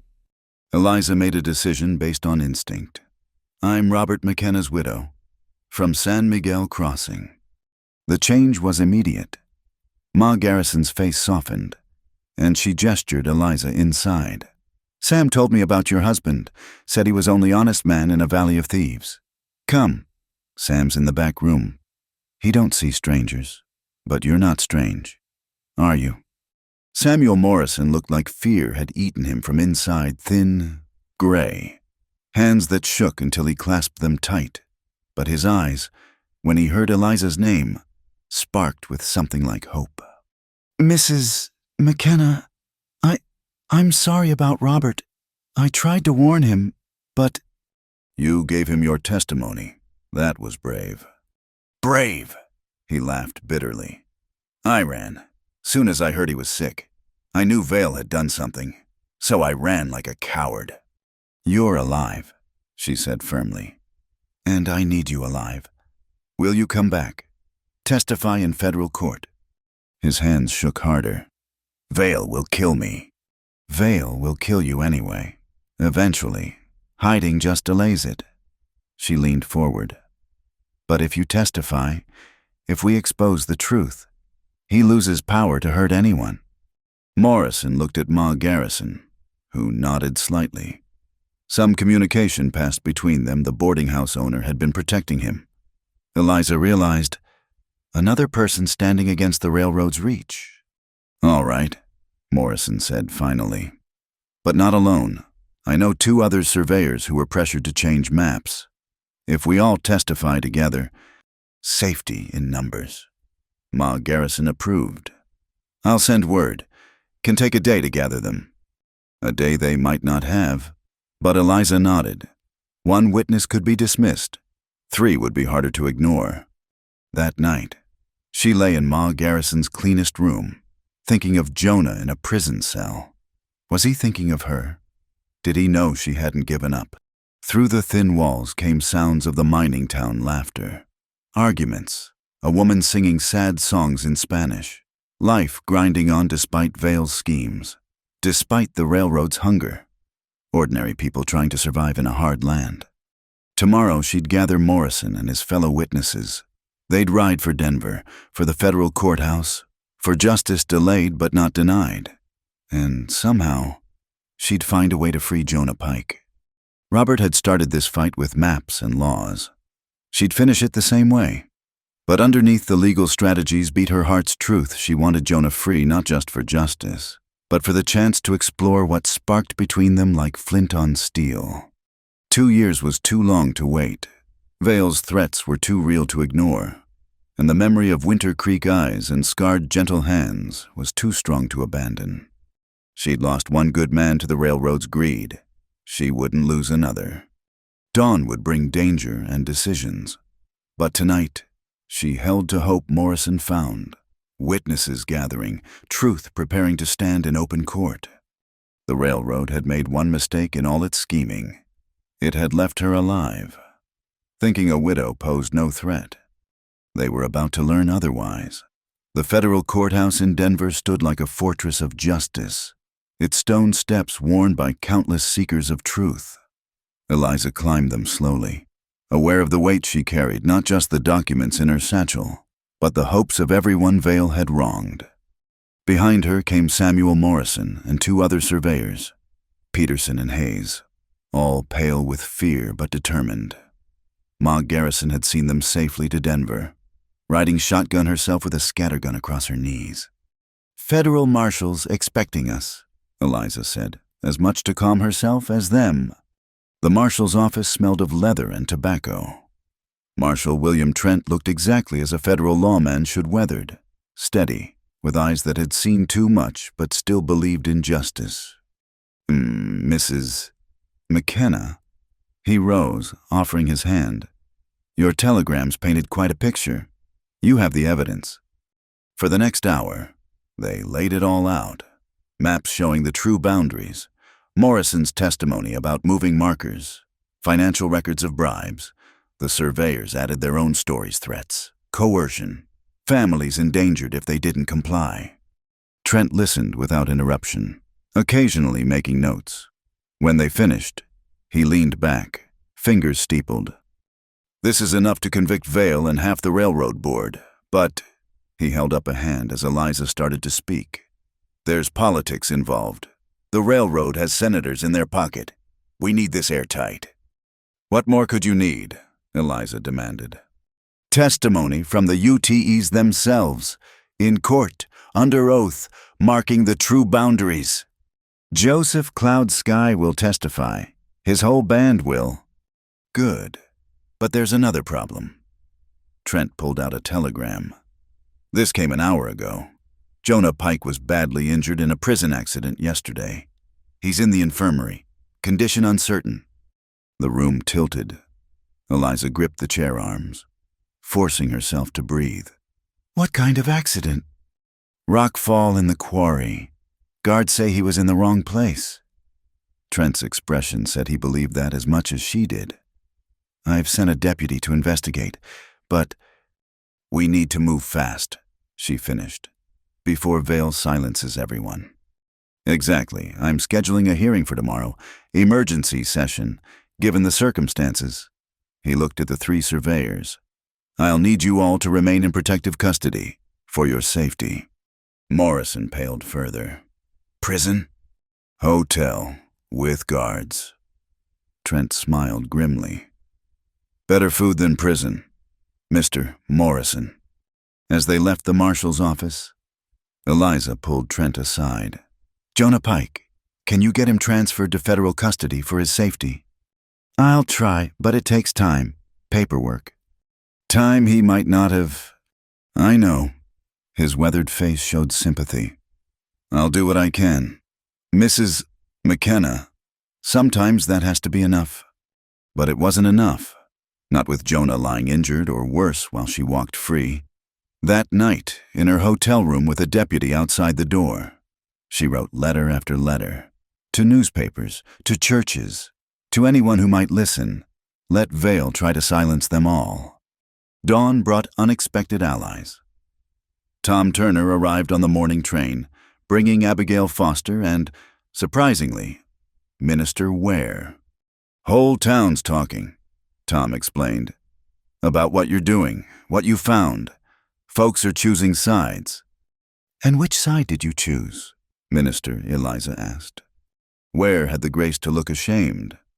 The right one. Finally, I brought something. He produced a leather journal. Your husband gave this to me for safekeeping. Said if anything happened to him, wait 6 months, then read it. I waited 2 years instead. I was afraid. Robert's journal, his daily thoughts, observations, evidence, the final piece. The courtroom filled quickly. Word had spread through Denver's legal community, David versus Goliath, widow versus railroad. Journalists packed the gallery, pencils ready. Judge Franklin Morse presided, a man with a reputation for fairness that even railroad money couldn't buy. Vale sat at the defendant's table with 3 lawyers, his confidence cracked but not broken. This is a preliminary hearing. Judge Morse began. To determine if evidence exists for federal charges of fraud, conspiracy, and violation of treaty rights. The next hours passed in a blur of testimony. Morrison spoke first, voice growing stronger as he detailed Vale's schemes. The other surveyors corroborated, marking false boundaries on courtroom maps. Then came Joseph Cloud Sky, dressed in his finest ceremonial clothes, speaking with quiet dignity about sacred lands stolen, promises broken. 2 other Ute elders joined him, their testimony translated by Brother Matthew. The stones remember. Joseph said, the waters remember, my people remember, Only paper lies. Eliza testified last, reading from Robert's journal. His words filled the courtroom, careful documentation of meetings, threats, the slow realization of the railroad's massive fraud. "The last entry," she said, voice steady despite her tears, "is dated the day before he fell ill. He writes, 'Tomorrow I meet Morrison. After that, we go to the federal authorities.' Eliza doesn't know I've kept her safe from this. But if something happens, she's strong enough to finish what I've started." She looked directly at Vale. "He was right. I am."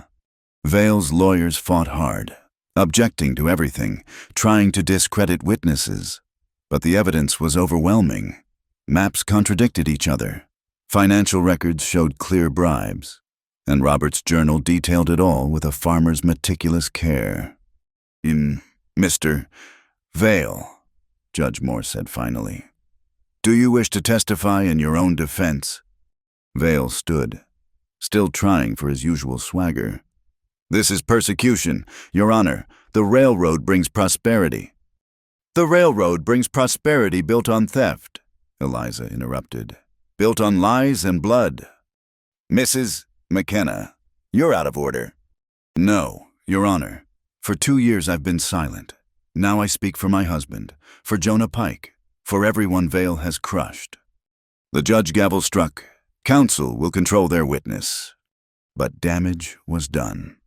The gallery buzzed with sympathy for the widow confronting her husband's likely killer. Judge Morse retired to chambers. An hour later, the longest hour of Eliza's life, he returned. "Based on evidence presented, I find sufficient cause for federal prosecution. Mr. Vale, you are charged with conspiracy to defraud the United States government, violation of treaty obligations, and conspiracy to commit murder." The courtroom erupted. Vale's face went white as marshals moved to arrest him. His lawyers protested, demanding bail. Bail denied. Judge Morse ruled. The defendant has means to flee and reason to do so. As they led Vale away, he passed close to Eliza. "This isn't over," he hissed. "No," she agreed. "It's just beginning." Outside the courthouse, chaos reigned. Journalists shouted questions. Photographers' flashes popped. Through it all, Eliza pushed toward Marshal Trent. "Jonah Pike," she said urgently. "Can you—" "Already done," he smiled. "Transfer order signed an hour ago. My deputies are collecting him now." Relief nearly buckled her knees.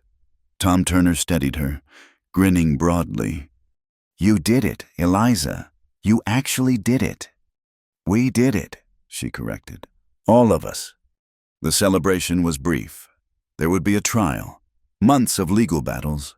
Vale had resources, connections. But the first blow had been struck, and it had landed true. That evening, in the hotel dining room, their strange alliance gathered surveyors, ministers, teachers, store owners.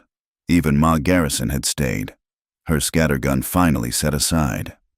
"To Robert McKenna," Brother Matthew raised his glass, "who saw truth worth dying for." "To Jonah Pike," Eliza added, "who stood for others when standing cost everything." "To justice," Marshal Trent concluded, late perhaps, but not denied. They drank. The moment, bittersweet. Victory had come, but at such cost. How many others had Vale destroyed before someone stood against him? A commotion at the door interrupted. Deputies entered, supporting a figure between them. Jonah Pike, bandaged and moving stiffly, but alive. Gloriously. Impossibly alive. Eliza was moving before thought formed. Across the room and into his arms. Propriety be damned. She'd nearly lost him twice to prison, to Vale's violence. She wouldn't waste another moment on proper distance. "Easy," he murmured, wincing.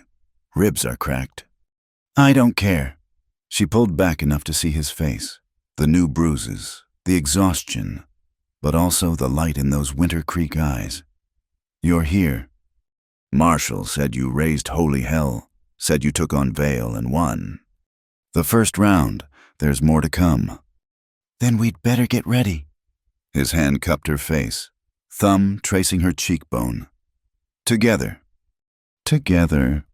Around them, their allies pretended not to watch, giving them this moment. Tomorrow would bring new challenges. Vale's trial, the long fight to restore treaty lands, the rebuilding of lives and trust. But tonight, in a Denver hotel dining room, surrounded by unlikely friends and earned victory, Eliza McKenna held the man she'd bought for $1 and found worth more than all the railroad's gold. The fight for justice had brought them together. Now, perhaps, they could discover what lay beyond the fighting, a future built on truth instead of lies, love instead of fear, hope instead of mere survival. "Take me home," she whispered. "Soon," he promised. "First, we finish this, then home." Home. The word held new meaning now. Not just a place, but a purpose. Not just a farm, but a future. They'd won today. Tomorrow, they'd win again. And all the tomorrows after, they'd face together. The railroad had thought to crush them.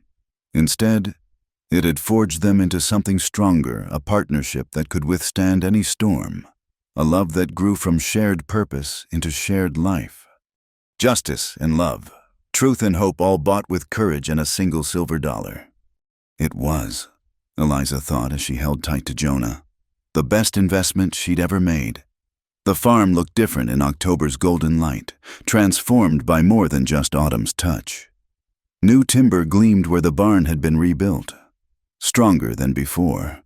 The garden, replanted after the fire, showed late vegetables ready for harvest, and on the porch, Robert's chair rocked gently in the breeze, occupied by the man who'd restored it. Jonah Pike, free man now, watched Eliza directing the placement of tables in the yard. Tomorrow would see their first $1 supper, a monthly gathering she'd insisted on, where anyone hungry could eat for free or the price they could afford. "More to the left," she called to Tom Turner and his father, who wrestled with a long plank table. "We need room for people to move between." "Woman's got us all dancing to her tune," Old Man Turner grumbled, but his smile took the sting out. "About time someone did," Tom replied, earning a laugh from the growing crowd of volunteers. 3 months had passed since Vale's conviction. 3 months of healing for Jonah's body, for the land, for the community torn apart by railroad greed. The treaty boundaries had been resurveyed and properly marked. Vale's illegal claims were void. The land returned to the Ute people as promised in the original agreement. "You're thinking too hard again," Eliza said, climbing the porch steps.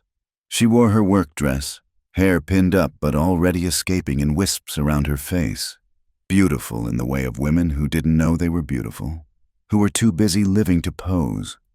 "Thinking about time," Jonah admitted, catching her hand. 30 days turned into all this.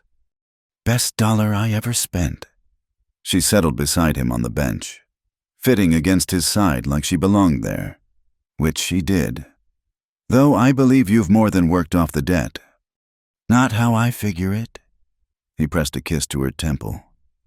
"Man spends his whole life looking for home. Seems fair to work for it once he finds it." She turned in his arms, studying his face. The worst scars had faded, though marks of his imprisonment would always remain. But his eyes, those Winter Creek eyes, held warmth now, depths of contentment she'd helped put there. "When will you ask me?" she said softly. "Ask you what you've been working up courage to ask for weeks now." He laughed, caught out. "Am I that obvious?" "Only to someone who watches you as close as I do." She touched his face, fingers gentle on the old scars. "I'm ready. Jonah, I've been ready." He stood, drawing her up with him, there in the afternoon light. With half the town preparing for tomorrow's feast, he went to one knee. "Eliza McKenna," he said, voice carrying clear. "You bought me for $1, but you paid much more. You paid with courage when fear would have been easier. You paid with trust when I'd earned none. You paid with hope when darkness seemed winning." Activity in the yard stopped. Everyone turned to watch Turner and Son, Abigail Foster with her orphans, Brother Matthew, who'd ridden down for the gathering, even Mrs. Henderson, who'd become an unlikely ally. "I've got no fortune to offer," Jonah continued. "No family name or fine prospects. But I've got 2 hands that know work, a heart that knows love, and a lifetime to prove worthy of both. Will you marry me? Eliza, will you let me stay?" "Yes," she said, not needing to think. "Yes to all of it. To the work and the love and the lifetime. Yes." He stood and kissed her, there in front of God and neighbors. Cheers erupted from the yard. Little Mary, the orphan who'd barely spoken, clapped her hands and laughed the first real laugh anyone had heard from her. "About time," Turner called. "I was starting to think we'd have to lock you 2 in the barn until you figured it out." "Wedding next month," Abigail announced. "Already planning. Before the snows come. We'll have it here, of course." "Of course," Eliza agreed, laughing through tears. Everything would happen here now, weddings and suppers, gatherings and celebrations. The farm that had nearly died was becoming the heart of something new. Later, as sunset painted the mountains purple and gold, she and Jonah walked to the new boundary marker. Joseph Cloud Sky had placed it himself. With ceremony and blessing, the stone stood where it belonged, where truth said it should stand. "He sent this," Jonah said, pulling out a beaded band. "Wedding gift," he said, "for the woman who fought for justice." The beadwork was exquisite mountains and rivers, stars and growing things, all woven together in patterns older than memory. Eliza traced the designs, throat tight with emotion. "We made a difference," she said softly. "You made a difference. I just tried to keep up." "We," she insisted. "That's how it works now. We—" They stood together as darkness gathered, the first stars appearing overhead. Tomorrow would bring 50 people to their table, Ute and white, farmers and townspeople, children who needed feeding and adults who needed community. The $silver supper, born from a moment of desperate courage in a dusty town square. "Will you play your fiddle tomorrow?" she asked. "If you'll sing with me." "I don't sing well." "Don't need to sing well, just need to sing true." Like everything else, she thought, truth over perfection, courage over fear, love over mere survival. They walked back through gathering darkness, past the strong barn and the thriving garden, to the house that had sheltered sorrow and was learning joy again. Inside, lamplight waited, and the good chair by the fire, and all the small graces of a life rebuilt from ashes. "I love you," she said, words she hadn't spoken since Robert's death. "I thought I'd forgotten how, but I love you. Jonah Pike." "And I love you," he replied.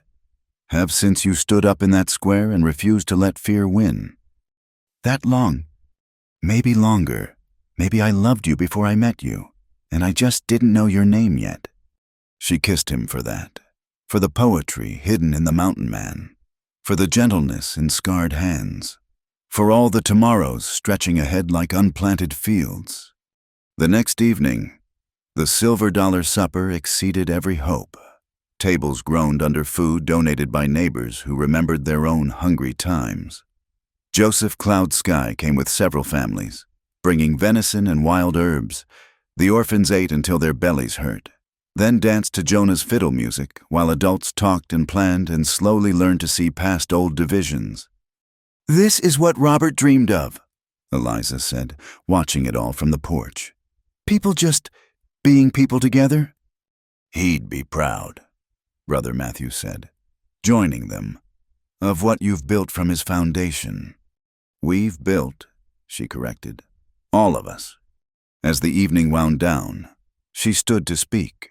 The crowd quieted, even the children sensing something important. "2 months ago, I bought a man for $1, she began. "I thought I was just buying help for my farm. Instead, I bought change for our whole valley. I bought truth over lies, courage over fear, community over division. She looked at each face. Some had stood with her from the beginning. Others had come later, but all were here now. "This table is always open," she continued. "Every month, same as tonight. Bring what you can. Take what you need. Share your stories, your songs, your sorrows and celebrations. This is what the silver dollar bought, not just 30 days of labor, but a lifetime of connection." "To the silver dollar!" someone shouted, and the cry was taken up. "To the silver dollar!" Later, when the last wagon had rolled away and the tables stood empty under stars, Eliza and Jonah sat on the porch steps, her head on his shoulder. "Good night," he said. "The best," she agreed. "First of many. God willing." "And the creek don't rise." They laughed at the old saying, at the joy of simple things like shared jokes and completed work. Tomorrow would bring its own tasks, winter preparations, wedding planning, the ongoing work of building community. But tonight, they had this each other, their land, their purpose, all bought with courage and a silver dollar, all treasured beyond price. In the distance, a coyote called, and another answered. The creek murmured its endless story, and on the porch of a farm that had almost failed, two people who'd almost lost everything held tight to what they'd found. Home, hope, each other. It was enough. It was everything. It was just the beginning. Thank you for listening to this story of love and justice in the Old West. I'd love to hear where you're listening from. Please share in the comments below so we can connect and discuss what this tale meant to you. If you enjoyed this story, please subscribe to Wild West Stories 1850, like this video, and hit the hype button to help more people discover these tales of courage and romance from America's frontier. Your support helps keep these stories alive for everyone who loves the spirit of the Wild West.